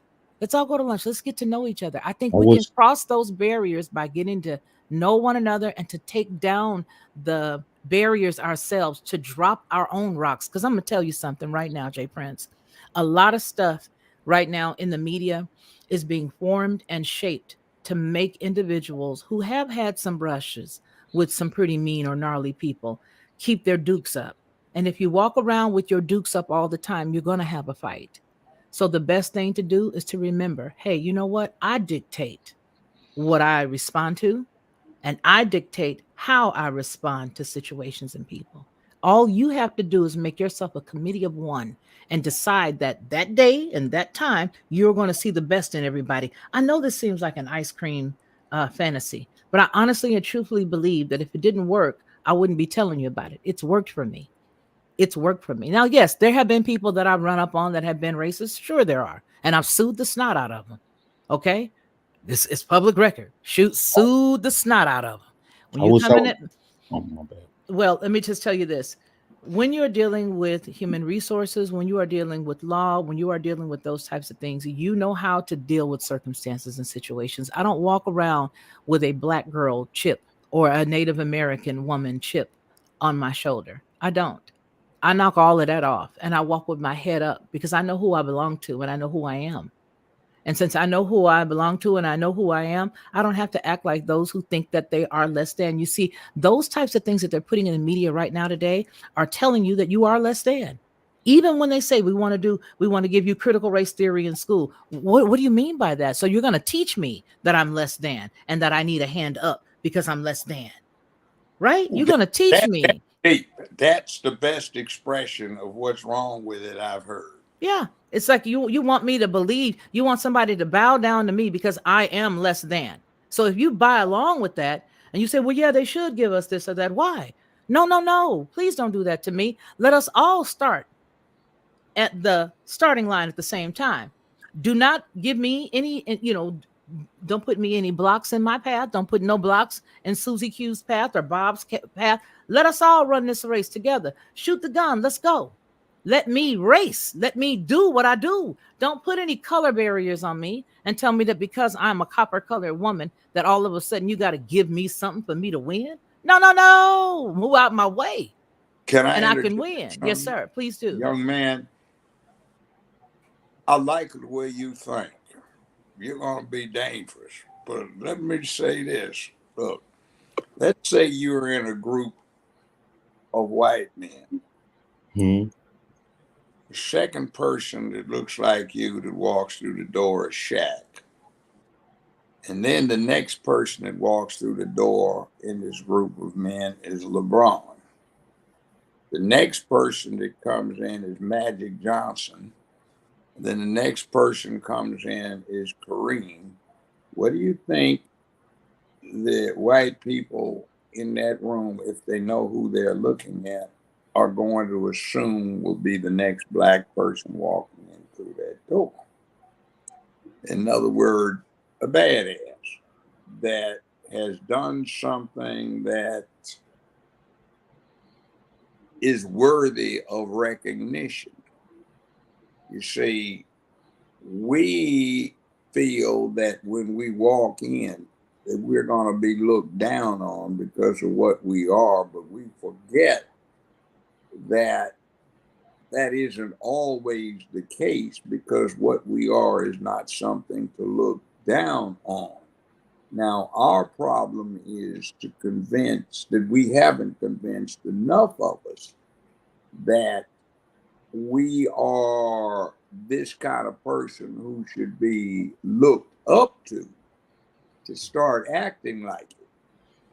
Now, if you start thinking to yourself, like, okay, I'm LeBron, I'm Shaq, and I'm this, I'm that, not necessarily because I play basketball, because I do real world stuff. All they are is on a team of 5 people. They excel. You have more than 5 people that depend upon you on the team you're on, the team you're captain of. So you've got 5 people. And in the scheme of humanity, those 5 people may wind up doing a lot more for humanity than the 5 basketball players did, who serve as a distraction, the circus aspect of things, along with the bread of being fed aspect of things, than anybody on any of these professional basketball teams. So it's a matter of attitude. Carry yourself that way and realize that if somebody's doing something that has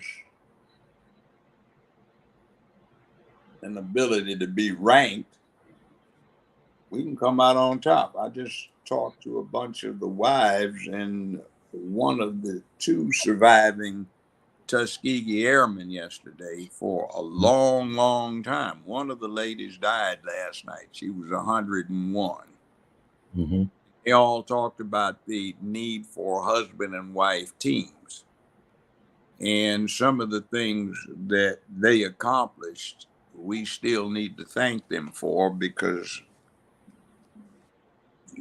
everything from civil rights being able to be manifested,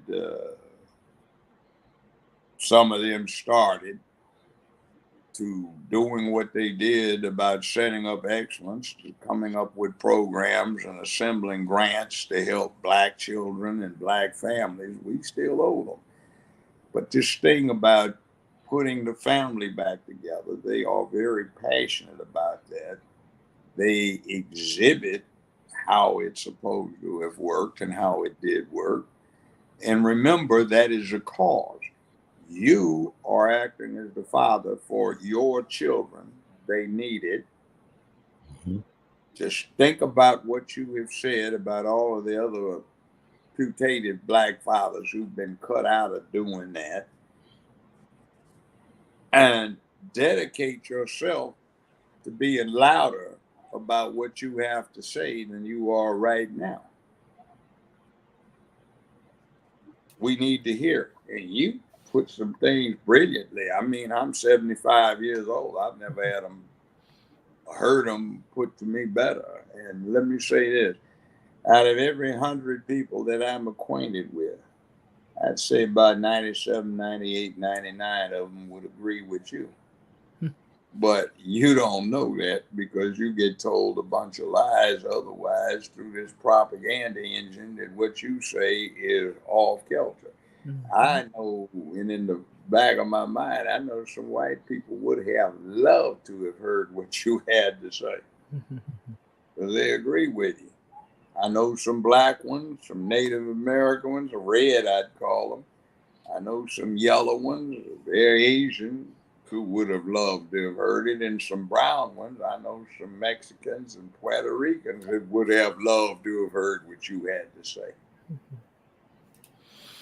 I appreciate this. This is so good. This is awesome. I'm going to go on ahead and put your link down in the channel here, Jay Prince. I think it is Jay Prince for president. Um, And what I like about Jay Prince is that he's just himself. He don't try to Mhm. be nobody else. He's just him. He's just Hey, him. And you, here, go ahead, go ahead. one more thing. I know I make a lot of topics holding black women accountable, Mm-hmm. but the truth of the matter is, when I be listening to my black men and listen to black women, Mm-hmm. primarily listen to black men, I think we miss black women.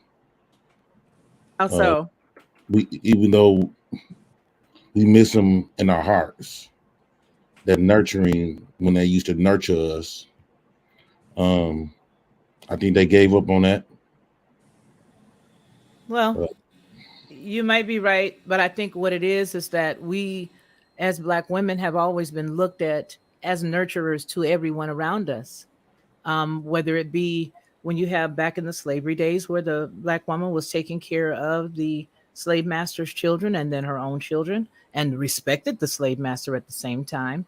Whether you look up where you had even in television time, 60s and 50s, where we were the maid, those are comfort positions. I'm just going to tell you what it is, really. I know you may miss who we were to you at one time, but this is what I really like to see young Black men do right now today as it relates to women, because there is an argument right now that Black women cannot be humble. Black women don't know how to be submissive. Black woman, this and that. Let me tell you something, honey. The problem is not Black women or Black men. The issue is the order of things.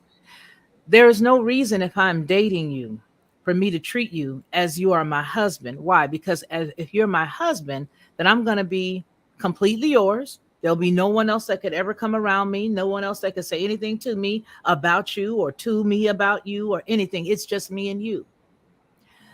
Nowadays, if you are dating somebody, you have men who expect for the woman that you're dating, which means there shouldn't be any intimacy at that point because you're learning who they are, right? I want to learn you first. The problem is that people are putting the cart before the horse.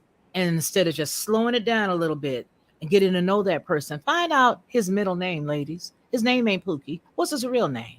What his real name is? What his mama name is? The problem is we are putting the cart before the horse a lot of times. You cannot expect a woman who you are dating. And we got to put stuff in proper context. A date is meet me for lunch. A date is meet me for, a movie. That a date. It's not, oh, a date and then you go back to the house. Now, I'm not saying that two consenting adults cannot get in the bed. I'm not saying that. You do you, boo boo. What I'm trying to say is for young people to expect a woman to submit to a man that she does not know in that manner really to me is a little Bakatani. It's a little out there. You know why? Why should I do that with you and we're just dating? You need to start vetting women. Young men, start vetting these women. Vet them. You need to vet them. You need to go online and you need to stick their name in a browser and you need to see what pops up. Did she beat somebody upside the head in the last situation she was in? Did she have a domestic violence case going on? Did she? Find those things out. You may find that if you really start to vet the individuals that you're dealing with, you will find those exact qualities that you want in the woman that you decide you want to rock with. But if you don't do your due diligence and you don't check out who she is, all you're looking at is her representative, then you're going to get what you got. And sometimes you get got. That's deep. By the way, doctor, you know what the young man's also saying? Black Y'all men, want go ahead, sir. black men miss black women who are similar to you. Mm-hmm. Now, with your example, yeah, I miss that hell. you I'm know? into dating, but Yeah. I got to listen to what you just said about vetting a little bit more because, there's some real live, you don't need to be around them types out there. Yeah. Vet her. Yeah, So, vet her. yes, and I'm not even talking about the young tender. Oh no. I'm talking about Now, all of them. all of them is like, ooh, man. Remember Eve and remember No, Lot's wife. I think that a lot of us black men, black boys that became black males. That's why we need that male figure because somebody need to teach us how to. We at the point where us black men we need relationship courses because we already in a position where we don't even know how to be a man at that. So I don't know how we going to figure out how to be a man to a woman. We don't know how to be a man to ourselves. So if it's something out there to give us courses, especially with the younger generation, I'm already out the game, 37 years old, but Boy, you're ancient. yeah, You're but I not. think we need courses. You're No, not. no one is teaching us nothing. We just like me, we just going through life figuring it out on our own. We got to make a lot of mistakes and a lot of mistakes before we get a partial of it correct. And then that partial might not be correct. It could be just something that we either have to settle within ourselves because we don't have the knowledge on what a man looked like for a woman. So I do apologize to black women on the behalf of black men for us not behaving in the ideal husband that black women fantasize about because of our own lack of So don't apologize to them who raised these boys. If they raised them, didn't they get what they wanted? Yep. If they didn't get what they wanted, is it the product's fault or the producer's fault? Exactly. See, don't Exactly. apologize to them for what the lack of black men is. Say, you need to be held accountable. You produced this. Look what you made. Mm-hmm. Mm-hmm. You need to do better. So since you didn't, get the hell out of the way of somebody who's discovered what needs to happen. That's right. Don't say I apologize to you. Excuse my language. No, I understand. Don't say I apologize to you for having fucked this boy up. You did it. Now get the hell out the way. Mm-hmm. Wow. Mm-hmm. A few of these boys you helped fucked up. Mm-hmm. You helped fuck up. Mm-hmm. Managed to have acquired some knowledge that they want to spread. Mm-hmm. Don't apologize to them for what men have done. Mm-hmm. Just say, see what you got for fucking up. Didn't have a man in this picture. Who the hell you think raised them? Mm-hmm. That's right. Now, we will do you the favor of protecting you and serving you. And here's another little example.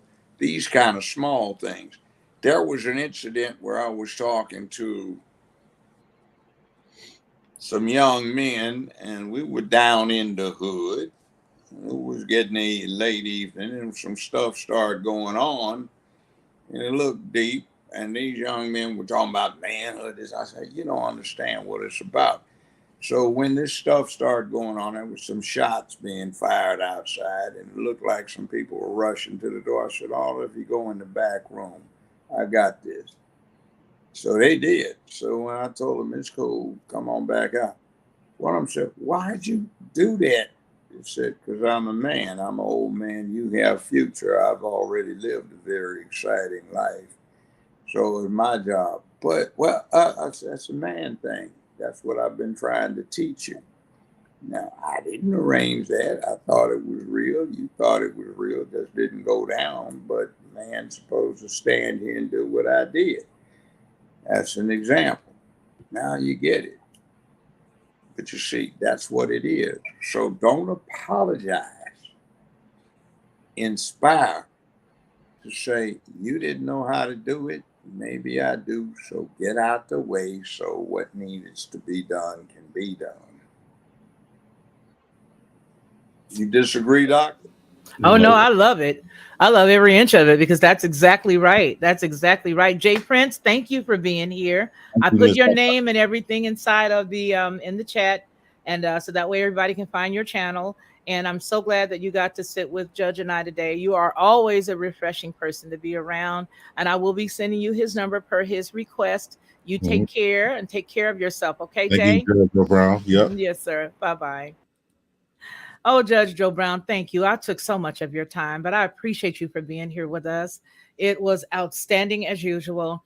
I don't want you to be a stranger. I want you to just call me one day and say, Felicia, I got something else to say, and I'm coming over. And I'll be like, okay, no problem. I'll get the podcast ready for you.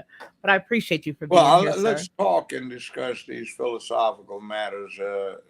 See, a lot of what happens behind the scenes. Yes. And there's an old saying, you can get so much done if you don't have to take credit for it. There you go. Spread it around. And final, a little bit of humor. This Sunday, We have had a great message. Yes, sir.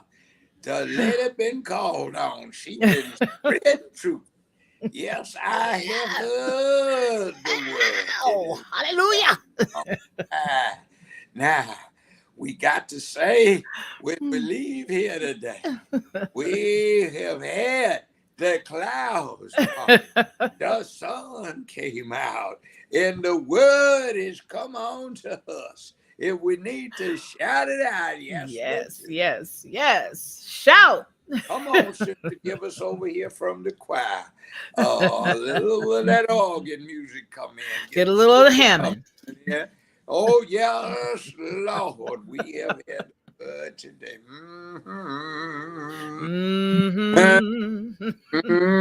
Yeah, I know. So, oh, boy. Go out. Preacher show sounded good today. What this I don't rightly remember, but it sounded good. Before we leave, what I'm going to give you guys is another opportunity to get the website so that you can go and get the best barbecue sauce on the planet. Judge Joe Brown, thank you for being here with us today. I'm going to give everybody this, and this will be our signing off. That's how we'll sign off, by giving you guys the information on how to get the best barbecue sauce on the planet. Okay, you guys, take care. Hey everyone, it's me, Felicia, of the Lockhart Perspective and Headlines with a Voice. I want to tell you a little secret. This is what I used to do, because I don't do it anymore. I would go to the store, buy the barbecue sauce, pour it inside of a bowl, put a whole bunch of different spices, a dash of brown sugar, a dash of maple, and a dash of mustard, stir it all around, and everybody would be like, oh my gosh, this is the best, this is the best. But I was exhausted after all of that, and a lot of times I couldn't remember how many dashes of what I put in it. But I don't have to do that anymore, because now I just go to Judge Joe Brown's website and I order his 3-pack of bottled barbecue sauce. It is by far the best, and I do mean the best barbecue sauce I've ever eaten. And when you go to his website and you order his 3-pack, you'll see exactly what I mean. Head on over to jjbbbbq.com and order Judge Joe Brown's barbecue sauce. You'll be glad you did, and you're going to tell me about it. I know you will. To receive instant notification each time I upload, please hit the subscribe button and the bell notification.